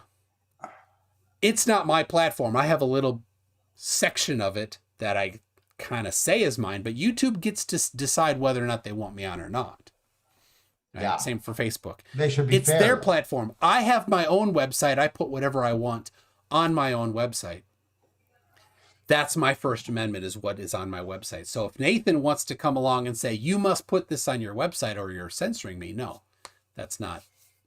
No, there's validity to that, of course. Yeah. They own it. We're using their creation and their technology.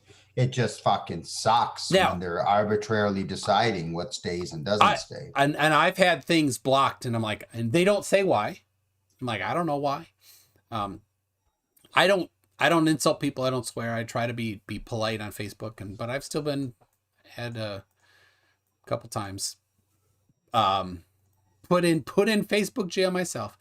So, all right, Alyssum, December 9, 180 jobs open in Antarctica for a lot of professions, from carpenters to doctors. Since he seems to be in money needs, he should have a look. So there you go. You could get a job in Antarctica and, go to the edge and there's no edge. There's no edge. What if it's infinite? I don't know if there's an edge. Now here's a question. How come the Globers always claim an edge? Well, because that's one of the early claims, right? Robotham said that, and others. So here's the deal. If there is an edge and it's just space, and if you went to it, would you cut a whiz off of it? If there was space, I definitely would. If space existed and it was just at the edge of the Earth, of course I would stand off the edge of the Earth. I would. Every guy, almost every guy would, except the shy, small, weenie guys. Oh, PhD Tony has bad news. He says you would not pass the psychological test. I probably wouldn't in this world. In this world of weirdos, I probably wouldn't fit the norm. I'd probably fail. In your world, I get it. I would fail the test. Of course, I concede that. Don't even need to give me the test. Do you think that there's a dome or firmament? I do believe there is, but I don't have proof of that. Do you think that you should be able to feel it move? If it's rotating, if the Earth is rotating? I do, yes. Yeah, okay. Bingo! Bingo! What's that? Why? I mean, I kind of cheated. Oh, you guys played bingo? I always play bingo. I always play bingo. I got bingo there. Right there. Diagonal. I mean, I kind of just asked. Oh, I gotta be quiet. Okay, sorry. The kids are sleeping. I have to be quiet. Okay. I can't. I'm sorry. I shouldn't not yell bingo. All right, hold on. Nathan was blocked again. If anyone wants to, hey, Nathan, quit being rude. What's that? Check my Instagram. If anyone wants to see me at M Stone run one person. Yeah. Tim Pryor says, Nathan Thompson, I hate being censored. Also, Nathan Thompson, I have over 20,000 people blocked. The irony. If irony were physical, it would create a black hole. around Nathan Thompson. Stringer News 1. Sorry, man. It's from him. He says, once again, a box of rocks wins the IQ test. Are you still there? I can't hear you. Okay, there we go. Just insults. Come on. It's man. 13-year-old insults. Absolutely. Playground insults. Yeah. All right. Mr. United for the Children for $5 says, good luck representing yourself in court. I'm sure it'll go great because you're so high IQ. Yeah, good. Another great, brilliant comment. Proof of what?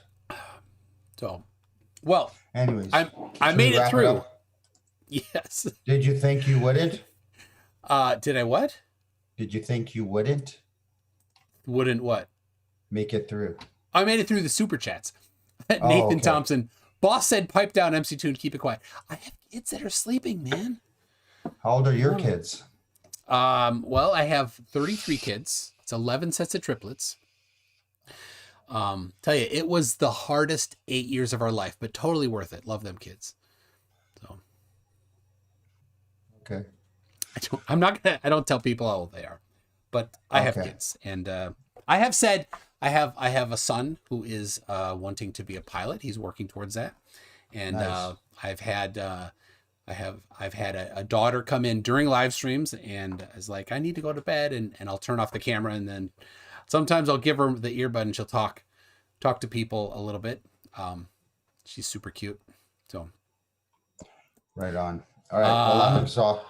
All right. Alyssum for $5 says, last chat. Yes, last chat. Says, after your money problems are over, take a trip to Antarctica. You can take a trip to Antarctica. Metallica played a concert there. Do you like Metallica? Some songs, not their overall. Black Album and earlier. That's Master of Puppets is the best. But my favorite band is one of my favorites, not my favorite. Megadeth. Love them. So